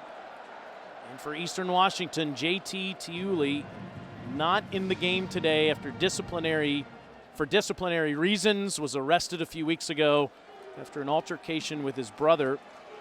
Thought they could have a chance to have him today in the game, but the school elected not to make him available. Stick puts his feet in the ground, takes on all these defenders in that 6'2", 220-pound frame, fighting for every yard. 12 more. Another great block by Nate Jensen. He blocked very well on the touchdown drive late in the second quarter. An excellent job at tight end. A lot of times you see this is just power football. And Easton Stick is a power runner with the ball in his hands. You see right now the Bison offense on the heels of a couple of big plays starting to settle into a run here. This is Brooks bottled up in the backfield. It's Chris Ojo who's had a heck of a game today. And right on cue, how about a negative yardage play to answer for the Eagles defense? And Chris Ojo with the first tackle for loss. We've seen others right at the line of scrimmage, but Ojo able to pierce the backfield. We've mentioned him several times in run support. He's done an excellent job. He leads the team right now, showing the 7 tackles, a couple of assists, 9 total on the day. This is done, and he is fighting for every yard, even without Tiuli in that lineup. Eastern Washington's front 7 has been terrific since making adjustments from the first quarter. It performed pretty admirably, and as you mentioned, it was the adjustments. I think more than anything else, it's an acclimation to this style of play. You talk about the way the Bison typically operate offensively. These guys are physical, and they want to grind you up. And so far, especially since that second quarter, the Eagles have been able to answer. Stick has nowhere to go and is sacked back at the 45-yard line by Mr. Ojo. Defensive coordinator Jeff Schmedding brings 5. And Ojo able to win late on this down. Easton Stick, he's trying to find somewhere to go with this football.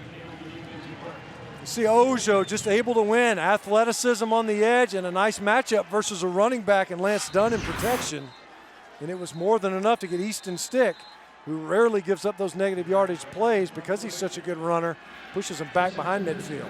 Schmedding told you yesterday you have to have your eyes in the right place at all times on this team, against this team, and it has to be the most physical game we've ever played. Wegner, the punt, and it's fielded there by McPherson, and McPherson is bottled up immediately. Eric Barrier, his team is down 2 touchdowns. Barrier came in late September when Gage Gubrud went down, Chris. Yeah, and what a shame it was for Gage, who wanted to finish out his senior year, but he's been a huge help to Barrier throughout this entire transition. If you watch the two, they're always talking on the sidelines. And one of the things I thought was interesting that Aaron Best said was he talks to him, but not too much, because he knows that success is also based on sometimes having to fail, so he doesn't give him too much information. He is obsessed with football. That foot injury in September, desperately wants to play at the next level. Barrier hits Simba Webster in stride. Simba's been quiet today, just his 3rd catch. It's a first down. Yeah, a couple of big catches, and Simba's usually really active in the passing game, and you can see right now the Eagles, they really haven't been able to do a whole lot of tempo. Very choppy as far as offensive possessions have been concerned this half. McPherson in the backfield loses a few yards, Chris. One of the other things I thought was interesting about Gage Grubrud was that the fact that he was here a couple years ago, not playing in this game, but as a Walter Payton finalist. He didn't win the award, but he said, I'm going to come back to Frisco one more time. Thought he would be playing, but the fact that he's here with his team means a lot more than it did 3 years ago. And with all due respect to those that were here, Devlin Hodges winning it, Stick a finalist. Many thought that Grubrud would be the FCS Player of the Year this season. McPherson goes right at the Bison defense. The fact that Eastern Washington is in this position, Matt, without him playing, quite impressive by Aaron Best and his team. Yeah, the fact that they were just the next man up mentality. We talk about the depth of a lot of programs, and Eastern Washington proving that they are at that level. 27 seniors on this team, but the depth that has shown to get to this level because of the injuries they've endured. On a 3rd and 10, Barrier's flushed out again. Wants to throw to the sideline, incomplete. It's 4th down. Able to get it to Simba Webster earlier in the drive.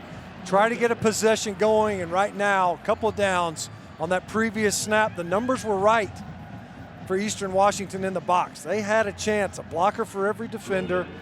You give your running back a chance, and the defensive line just won up front to force that 3rd down attempt. You get a flush, and right now the Bison rush defense and along the defensive front starting to control the line of scrimmage. Even if you've intently watched each play in the 3rd quarter, you might need a recap in case you've forgotten some of the turnovers or the touchdowns. As Shepard makes the fair catch inside the 30-yard line. So here we go. Barrier throwing an interception, then Stick giving it right back, a fumble, a touchdown. McPherson goes 75 yards. Shepard answers by making a 78-yard catch. And here we are. And a partridge, and a pear tree. It's 31-17, Bison on top. 3 turnovers in 6 plays and 2 touchdowns. That's unbelievable. That's one heck of a way to crank up a half. Stick underneath to drop. 2nd down as Ellefson could not make the catch there. Rare to see him unable to bring the ball to his body. Expected to be the leader of this offense next year. All these Bison fans that have made their way to Fargo, give the folks from Eastern Washington credit too. They've provided a sellout today. Over 17,800 fans in attendance at Toyota Stadium here in Frisco, Texas. Stick to Shepard. Shepard, who earlier in the game became the 2nd leading receiver in school history, gets a few there. It's 3rd down. He's just been so steady. You know, we talked to Chris Kleiman, who are some of the guys you're going to miss when you leave the program? He said, there's too many to name. Well, we made him. We're like, no, you got to pick somebody. And Darius Shepard, he said, he's a kid that, since the loss of his father, that I've been able to grow very close to. He was a guy, and obviously in this game, a great player on the field, a special bond with his head coach. Stick. 1st down run past the 45-yard line. North Dakota State, they motion to empty. So Lance Dunn goes on a short motion right before the snap, but there's always a running back in the backfield as long as number 12 is the quarterback taking snaps. Able to get downhill quickly, and yet another conversion. Does such a good job. You can sense it on the previous play. You get a quick now pass, and you've got a perimeter blitzer. He sees the defense well. Ty Brooks for a few. For more information on FCS football, visit NCAA.com, the home of all 90 NCAA championships. Chris Kleiman coaching in his final game today for NDSU, will be the head coach at Kansas State for the 2019 season. Kleiman will fly back with the team tonight and fly to San Antonio for the coaches convention tomorrow. He says, I don't know when I'm going back to Fargo. There's Wilson fighting hard up to the 47-yard line. It'll be third down there. He says, my wife Rhonda's going back to Fargo. She'll be there for a while. I don't know when I'm going back, but it will, as Chris Button said before the game. I think after this one's over, he'll allow himself to be emotional about these past 8 years. He was a little bit emotional after his last game in the Fargo Dome, but he also knew that there was some unfinished business. There's a long way to go yet in this game with only a minute left in the third quarter and a full fourth to go. A chance to extend this drive because Kleiman knows what is still yet to be accomplished potentially for the Bison. Stick perfectly delivers it, but a flag comes in from nearly 40 yards away. Nate Jensen made that catch.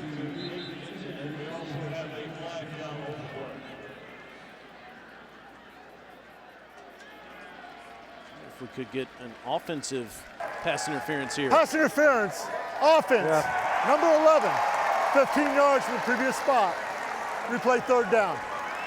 True freshman, Phoenix Sproles. It's got to look like you're running a route. He's the outside receiver.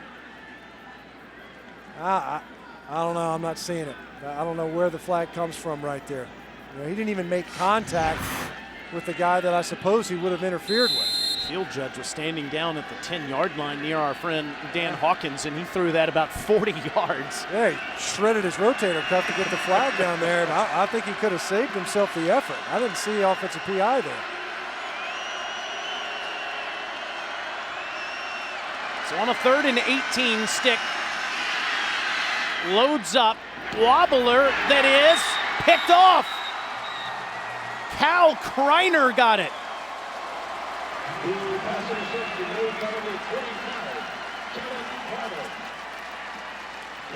They end up dropping one and bringing 4, but you had time. You know, this time Easton Stick, he ends up stepping up in the pocket. There was late pressure. He throws off platform, didn't get enough on this ball, but just tucked this ball, lived to fight another day, kicked the ball away. And instead, you turn it over, you probably forfeit 20 yards of field position right there, maybe more. You tuck it, you allow Wegner to go out there and punt it away, and instead, you give it to the Eagles, and this is something that the Eagles defense has been phenomenal all season long. Our takeaways, they generate yet another. 3rd interception for Kreiner on the season. More flags on the field. Barrier completes it to Grady right at the first down mark. See what the laundry means this time.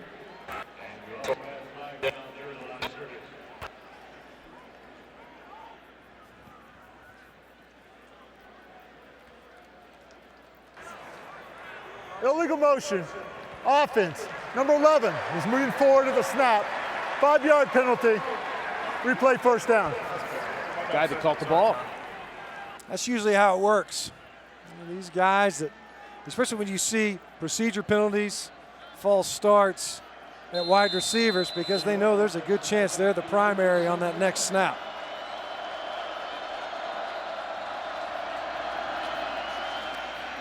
And this is Antoine Custer, who gets back past the original line of scrimmage to the 44-yard line at the end of the third quarter. Bison increased their lead to 31-17, 15 minutes away from an unprecedented 7th national championship. The Eagles trying to win their first since 2010. Final frame coming up in Frisco. First of 3 football games today in the great state of Texas. Wild card round begins in the NFL over in Houston on ESPN just after 4 o'clock today as the Texans take on the Indianapolis Colts. Over in Arlington, Cowboys have the Seahawks tonight, but the national championship is on the line here in Frisco, Texas. Yeah, you know, those other games are kind of important, but this is it. This is what it's all about for these two teams and for this entire subdivision of Division I football. And Aaron Best said, we're not going away. They aren't. After a turnover and a second down, almost at midfield in a two-possession game. And a little trickeration's not going to work as Drasante Dorton wasn't able to handle the exchange there. It's a loss of 7. It looked like they were setting up for the second time this game a reverse and potential pass, and it looked like Dorton, that's exactly what he was looking to do, rather than just complete that exchange. Well, that's why the advent of that tap pass on fly sweeps made so much sense. There's a lot of ball handling. Guys aren't used to doing it and executing it, no matter how much you practice. It's just not part of what they typically do. 3rd and 17. Barrier's just going to quickly take off. He's a few yards there, but it'll be 4th and a mile, and the Eagles will have to kick again. Barrier didn't like what he heard from Jabril Cox. And Jabril Cox was the spy. And I got to tell you, as athletic as Jabril Cox is, I don't know that he's fast enough to keep up with Eric Barrier in the open field. That time he had help there late from Jalen Wimbush, but obviously North Dakota State assigning a defender, didn't want another scramble to hurt him on a 3rd and 10 plus.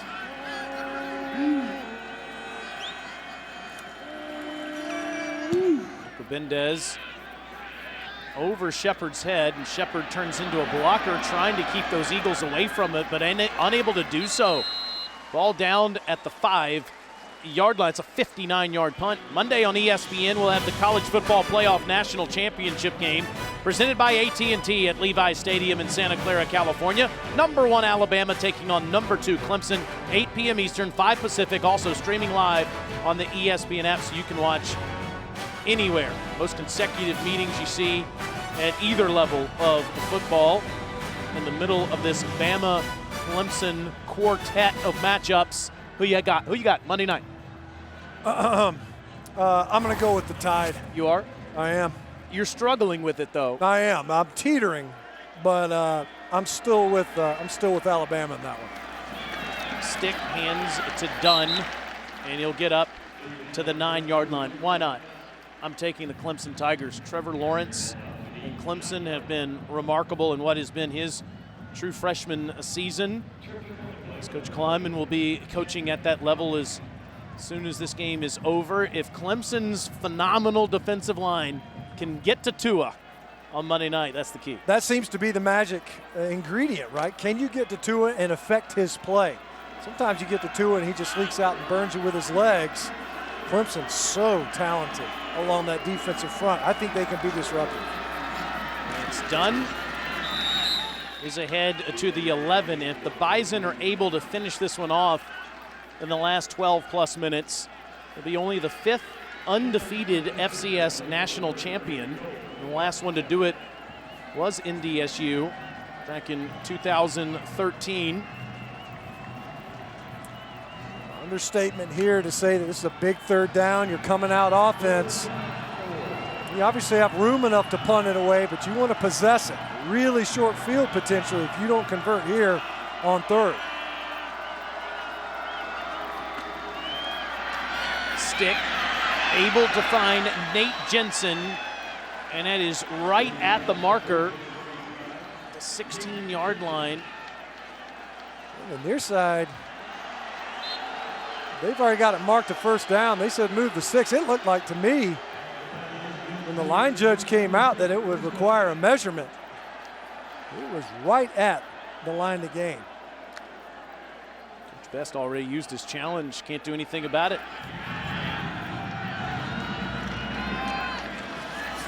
Finding the hole again is Brooks running free past the 35-yard line up to the 39. Yeah, the Bison relatively quick, at least for them. Quick to the line. Brooks once again able to break tackles at the line of scrimmage. Cole Kartstetter was right there, could have made the play, ended up making it in pursuit. But Brooks with a big run. 23 yards on that one, leading the Bison and averaging over 9 yards a carry for a guy that they were concerned about coming into the game with that hamstring, which has been balky most of the postseason. On a jet sweep, up to the 44 goes Dimitri Williams, who's been used on rare occasions, but with Bruce Anderson out of the lineup today, he becomes the 4th string tailback, which is an important part of the Bison offense. Well, yeah, a lot of times, you look out there, they'll have 3 running backs in the formation in the backfield. So you better be able to roll 4 deep if one of your leading rushers, your leading rusher coming into the game anyway, and Bruce Anderson isn't healthy enough to go. You got to find someone else. This time, Dimitri Williams getting the call as they blow him through the backfield.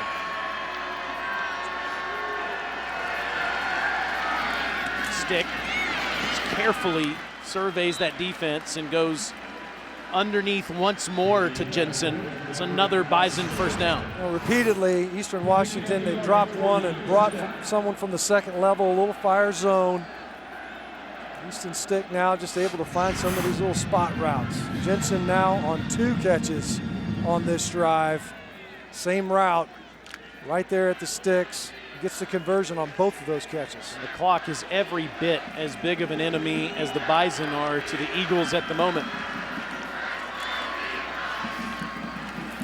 This is Cofield. Adam Cofield with his first carry, the sophomore from Lee Summit, Missouri, for a few. Great effort that time by Cole Carstetter out there on the edge.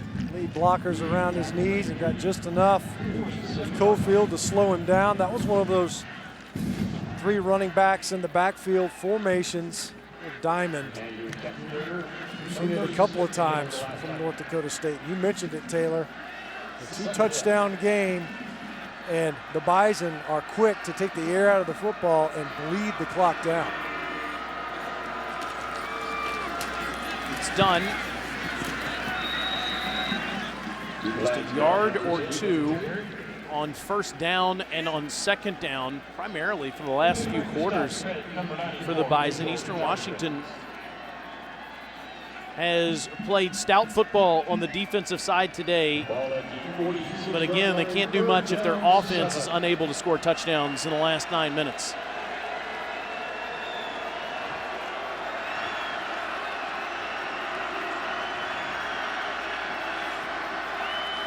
This a 3rd and 7. Stick, an out route, caught by Shepard inside the 35 for another NDSU first down. Well, on a 3rd and long, you have to know that's who he's looking for. Nate Jensen's made a couple of catches, sure, but Darius Shepard is the guy you're going to find when you need that conversion in the passing game. You get him singled up with Hayes that time. Easton Stick threw a strike. And there have been moments in this game where he hasn't been quite dialed in. The decision making probably not the best, especially in the passing game for Easton Stick, but that time a big conversion to his favorite target. Play of the drive already 5.5 minutes. Stick keeps this one for 2, maybe 3 more. The Bison are able to win this game. They'll have an unprecedented 7 FCS national championships. No other team in FCS history has been able to achieve that. Georgia Southern also has 6. And Chris Kleiman will tie Jim Tressel with 4 FCS national championships. That's not a bad mold to fit into, considering how well Jim Tressel transitioned to the Power 5. And it's Stick again, almost got free, up near the 26.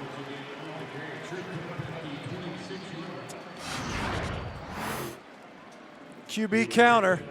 You get a defense leaning one way and you end up with a lead blocker and a pretty good ball carrier. Don't you have to worry with the handoff with number 12. Kettner Cup make that tackle. He might have prevented a touchdown there. As yeah, got loose, he might still be running. Cup, of course, the younger brother of Cooper, now playing for the Los Angeles Rams.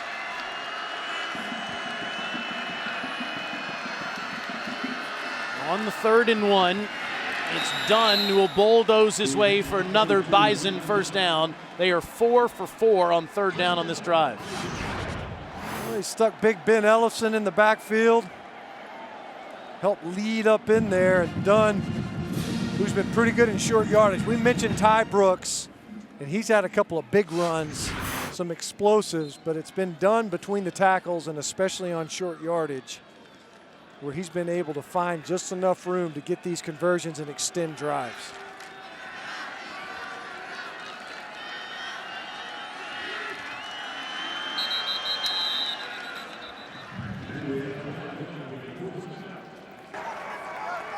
False start. Offense, number 64. 5-yard penalty. First down. Well, the whole left side. That time, Colin Connor and Dylan Radens. You know, and we talked about this a little bit with the coaching staff. You know, this is not a heavily penalized football team. They're buttoned up. South Dakota State, they had quite a few. They're just so eager. And right now, you're on a long drive. You're trying to put your opponent into a meat grinder. 7 minutes and counting. They get tired too. Stick back at it, gets near the 21-yard line. This drive is over the 7-minute mark at the moment. Let's go back to the well. Run Q counter again. And once again, another really nice tackle. Coming up that time, Tyson Pruney, who they just got back, he's been banged up. Talk about some of these saving tackles, and that was just to get back just beyond the original line of scrimmage, but Easton Stick, he gets beyond that tackle box, and he's got enough speed to make it dangerous in the open field.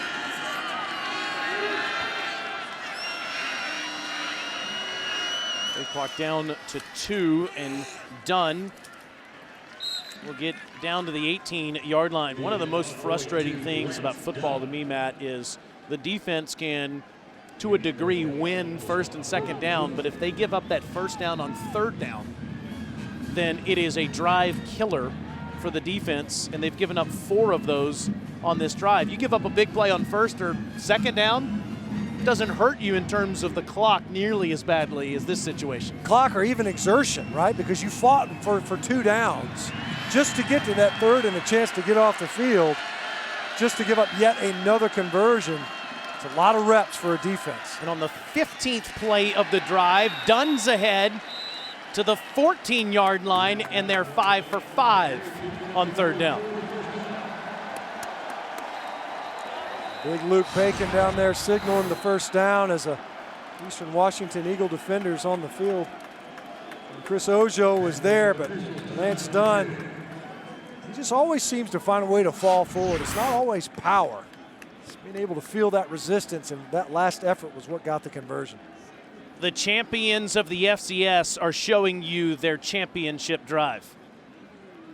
You practice an identity all season long for moments like this, and the Bison are showing off their identity on this drive. 15 plays and perfect on those third downs. Well, they've just been so incredibly effective all season long on third downs. That's how you establish these long drives.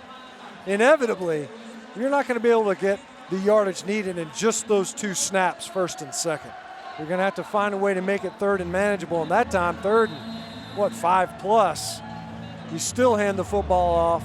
You talk about beleaguering to a defense where it just takes the wind out of your sails. You get it to third and 5 plus, you see a handoff, and they still convert. That can be backbreaking. These Bison might open a satellite campus in Frisco, Texas. They love making the trek from Fargo to Frisco, over 1,000 miles. They get in these 15-member passenger vans and hit the road. I think a lot of their fans pay property tax here in Texas. I think they should. That's done. Might have gotten a yard. And Eastern Washington's going to start using those timeouts. Yeah, I mean, at this point in time when you're seeing it, North Dakota State, they're taking as long as they possibly can on this scoring march. Aaron Best trying to find some way to get his team off the field. Can't wait for that. Monday night, Bama and Clemson. Winners the first ever 15-0 national champion at that level. But this team has already done that, and they're about to do it just again as they love listening to the Alabama band play if you're going to play in Texas. play it in Fargo each time they get to this point, and hear it again here in Frisco. This is the longest drive of the season. 17th play in over 9 minutes, and Stick will get another yard, and Eastern Washington will use their second timeout. SportsCenter tonight after Clemson and #1 Duke with Zubin Mehenti. He'll break down Colts, Texans, plus have post-game reactions from Cameron Indoor, recap Mavs and Sixers too. SportsCenter 10 Eastern after Clemson Duke on ESPN and the ESPN app. In about 10 minutes, we've got Virginia and Florida State, a top 10 matchup, but we got to finish this one off first. Bison on a 9-minute, 19-second drive. And it's another third down, 3rd and 8. They're 5 of 5 already on third down on this drive. Snap this one from Eastern Washington's 12-yard line. Easton Stick playing in his final college game. About to get his 49th victory. No other player has ever done that if he can finish this one off. And he'll keep it himself. Break tackles and take Eastern Washington all the way with him down near the 6-yard line, but that'll be about 1.5 yards shy. It looked like he might be able to find a way to pick his way through Eastern Washington. You see Chris Kleiman, and they got the field goal unit ready, but he's thinking about going for it here on 4th down. And is. Probably let it run all the way down. Take a timeout here.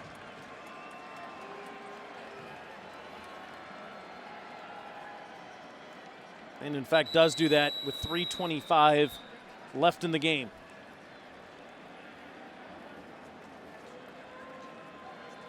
These are the two best programs at the FCS level. Harvard Crimson do have the 2nd best win total, but don't play in the FCS playoffs. Eastern Washington winning the national championship in 2010, Bison winning 6 of the next 7. And there is a huge separation, as you can see, from 2nd to 1st. But the Eagles clearly are one of the best teams in the country, and you can bet will continue to be. They've been right there. I mean, we talk about it. The last 6 semifinals before this season, Eastern Washington was in 4 of them. They were right there, almost making it to Frisco, weren't capable of doing it. They broke through this season, and as we've mentioned, able to overcome a slew of injuries and a major absence today without JT Tioli. So Coach Kleiman changes his mind, and Cam Peterson will attempt this 24-yard field goal, and he hooks it. He missed it.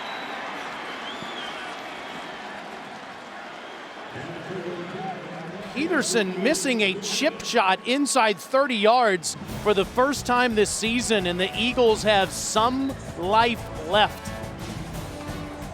19 plays, 88 yards, 10 minutes, 10 seconds. Longest drive of the season for the Bison, but it results in no points. And Eastern Washington, who has -6 yards this quarter, have only run 2 plays, has 80 yards to go. Then they got to get the ball back and score again in 3:21 with only 1 timeout. Use the 2 timeouts to try to preserve some time, and as you mentioned, in a 2-possession game, 3:20 is plenty. Barrier's got to go to the air, and it's Tololo Limu Jones who streaks free very quickly into Bison territory. It's a pickup of 34. Yeah, that's what it's supposed to look like, especially when you're trying to pick it up in chunks. You got 1 timeout to work with, and there's no reason to have it in play. Get some chunk yardage. The Bison want to play conservatively. You don't want to forfeit yardage in those stretches like that. Barrier wide open is Simba Webster spinning and down to the 22-yard line. They have flipped the field in 2 plays. Almost immediately. 2 explosives in the passing game, way too soft in coverage. Simba Webster just sitting down, and already the Eagles right down in scoring territory. 24 more. To the ground, McPherson stays on his feet. Inside the 10, down to the 5. What a run by McPherson.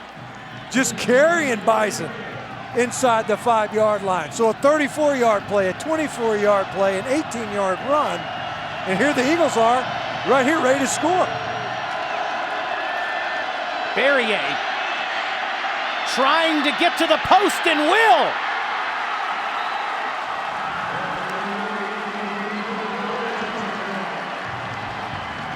One minute, 2 seconds, 4 plays, 80 yards, touchdown. How about the tale of 2 drives? One that took forever and resulted in no points, and another drive that in a blink of an eye resulted in 6, and now soon to be 7. The Bison gave up a field goal in the second quarter. First time they've done that since October. They give up a touchdown in the fourth. Also the first time they've given up any points in this quarter since the 10th month of the calendar year, and it's a 1-possession game. And what did Aaron Best say? He said to his fans, said to his players, we will not go away. And they won't, and they haven't. Cam Peterson shanks a field goal attempt, and then your defense just decides not to tackle because it wasn't just soft coverage, really poor tackling, including 2 misses. And the head coach for Eastern Washington, he's got his guys believing. Never 1 second in this game did they look defeated. Sure tired, but not defeated. Aaron Best has done a great job of keeping the Eagles' heads in it. And you can't really see it, but that says EKG. Well, it says Eagles, but he's got an EKG in the top of his hat. Eastern kind of guys, what does that mean? Overachieve. That's what that means. And you have to say today, this team in every way has overachieved with a bunch of injuries, a suspension to your best defensive player, and here they are, still in the game with 2:19 to go.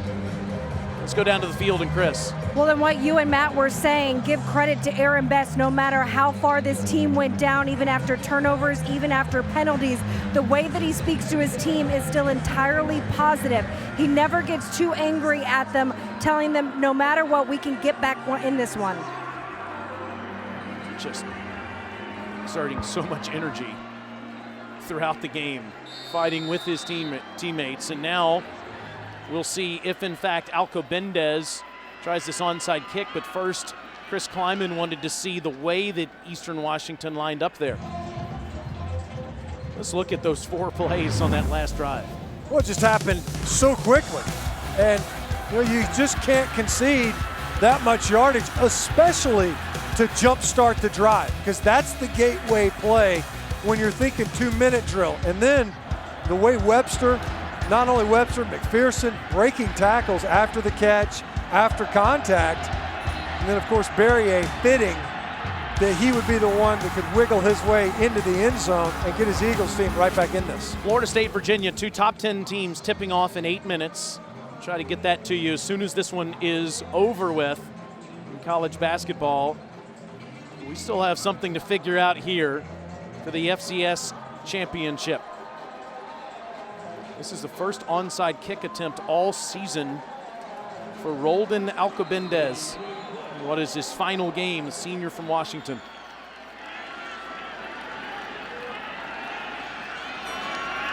And he will fake it. Actually, another kicker fakes it. A flag comes in, and it is fielded by Jabril Cox. And Cox is tackled. As Andre Slider, the backup kicker, faked as if he would kick it, and Alcobendez did. And flags flew immediately. But was that penalty, in fact, on Eastern Washington? Offside on the receiving team. Wow. Number 81. 5-yard penalty, free kick. It was the pump fake that caught him. And see right there, right before the ball was kicked, and it was Babbage. He stepped right over the line. You see that a lot. You'll see one fake, one kicker will fake a direction. You can see Babbage. He was looking to get upfield, and he was early. As you mentioned, Cox fielded that ball cleanly and got upfield quickly. As it is, the Eagles get another crack at this onside kick.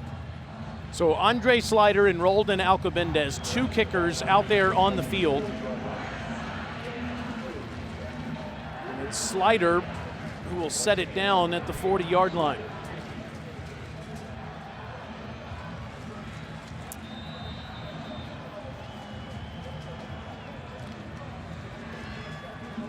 So if they punt to the left, or kick rather to the left, it'll be Slider. It's Alcabendez if they kick to the right. And it's Slider, and it goes right to a Bison player at the 49-yard line. That's Robbie Grimsley.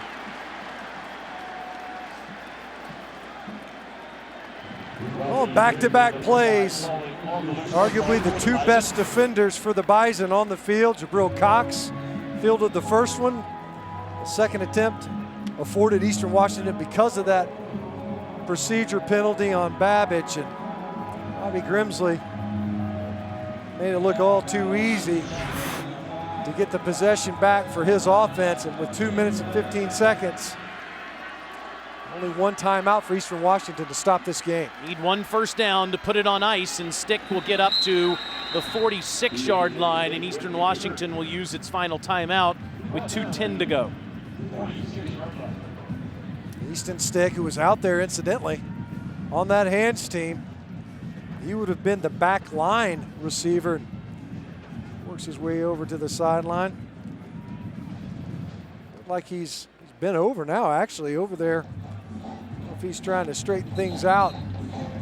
His lower body, maybe a pad out of whack, but either way, a chance to put this game away. You mentioned it earlier, Taylor, on the previous possession. Tried to wiggle his way on the third down, almost broke free on a couple of different runs. And then, of course, the missed field goal. The Eagles going right back down the field. The fact that they got it so quickly, it was like the defense had already checked out. Onside kicks, hand team able to get it back to the offense. Can they put it away with a first down? Stick doesn't want to go out of bounds and wisely slides to keep that clock running. Might have, in fact, lost a yard. Well defended there on the edge. Great job by Mitchell Johnson, a true freshman. They're very high on at defensive end. Able to string that play out. As we mentioned, Eastern Washington, they used their 2 timeouts on that long drive, clock-killing drive that resulted in no points. No way to stop the clock now, except to force a punt.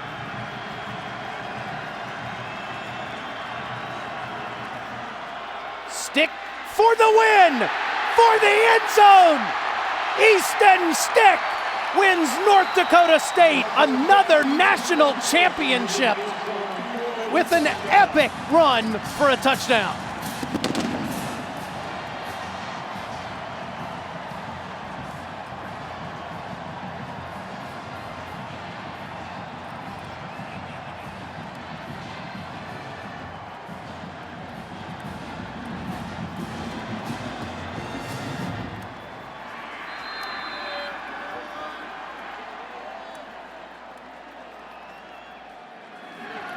.46 yards for Stick in his final college game. Peterson's extra point is good, and it's a 14-point game with 1:16 to go. Full house backfield. We've seen it a couple of times. Watch the backfield flow. It's all going to come this way. Luke Bacon is going to pull around and lead, and watch the reaction from the Eagle defense. It just splits. Luke Bacon comes around, gets a finish all the way to the ground, and Easton Stick goes untouched into the end zone in a fitting way to ice this football game. Take nothing away from the Eagles. They fought their way back into it. Really a poor defensive effort for the Bison to keep it interesting. We're talking first downs, and Easton Stick, who is now or at least nearly the winningest quarterback in FCS history, said, nah, I'm not thinking first down, I'm thinking touchdown. School record for career rushing yards, rushing touchdowns by a quarterback, points scored, and for touchdowns in a single season. Responsible for 5 more today. We'll play in the East-West Shrine game coming up in a couple of weeks.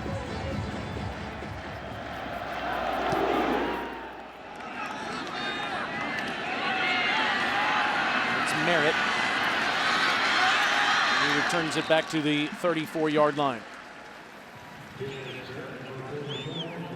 Chris Kleiman coaching in his final game will take 4 North Dakota State assistants with him, including Courtney Messingham, the offensive coordinator.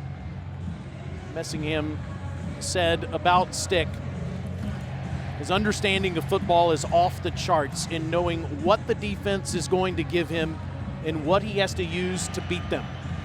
He showed it off in the most important play of his career, running into the end zone.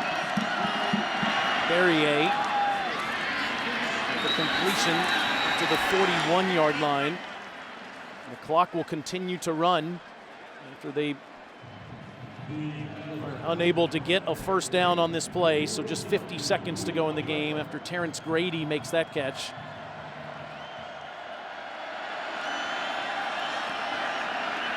Barrier goes down, back at the 35-yard line. Sack to Greg Menard, his 39th of his career. When we talk about all these great players for North Dakota State, Menard's come up a couple of times. He's an All-American, showing it right there with the edge rush. 20 seconds left. Menard almost got him again, needs one more to tie the school record. Barrier can't find Simba Webster, just 13 seconds left, 4th down. They're going to come up short in this game as Eastern Washington, and both these teams are going to lose a ton of experienced players. 24 for North Dakota State, 27 for Eastern Washington. But some young players as well that we'll see again next year, and Eric Barrier being one of them. As you see on the other sideline, Easton Stick, who will complete his collegiate career in record-setting fashion. Barrier on a 4th and 9. Down he goes. Derek Tuska with the sack. North Dakota State, the first team in FCS history to win a 7th national championship. Well, Derek Tuska opposite Greg Menard, and you talk about a dominant football program, a dominant run to control a decade of football like this, and now having won more national championships than any other team at the FCS level in history. Clemson's won 14 straight games. Alabama's won 16. The Bison have won 21 in a row. It's the longest streak in Division I. The UCF lost in the Fiesta Bowl a few days ago to LSU.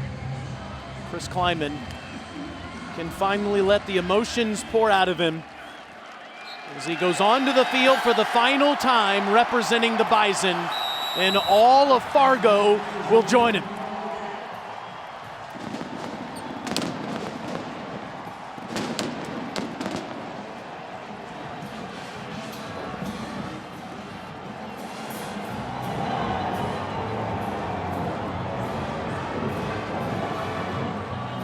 Kleiman ties Jim Tressel with 4 FCS national championships.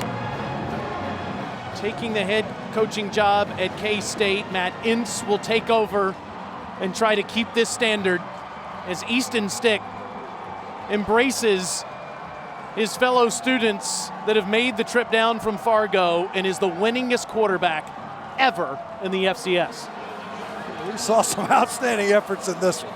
Chris Button with Coach Kleiman. Coach, you told us yesterday you hadn't allowed yourself to get emotional. What are the emotions like right now? So happy for those seniors.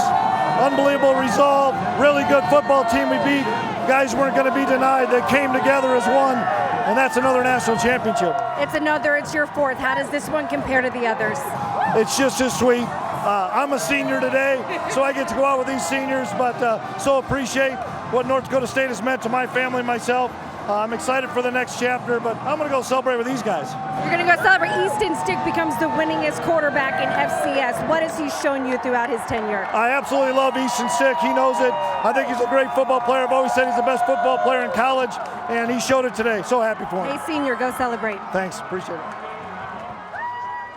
You're watching one of the best dynasties we've ever seen in college sports as the Bison win their 7th title in 8 years. For the fantastic Matt Stinchcomb, Chris Budden, and our amazing V crew, I'm Taylor Zarzer. The Bison beat Eastern Washington 38-24. Coming up next, it's ACC college basketball as number 9 Florida State takes on number 4 Virginia in Charlottesville.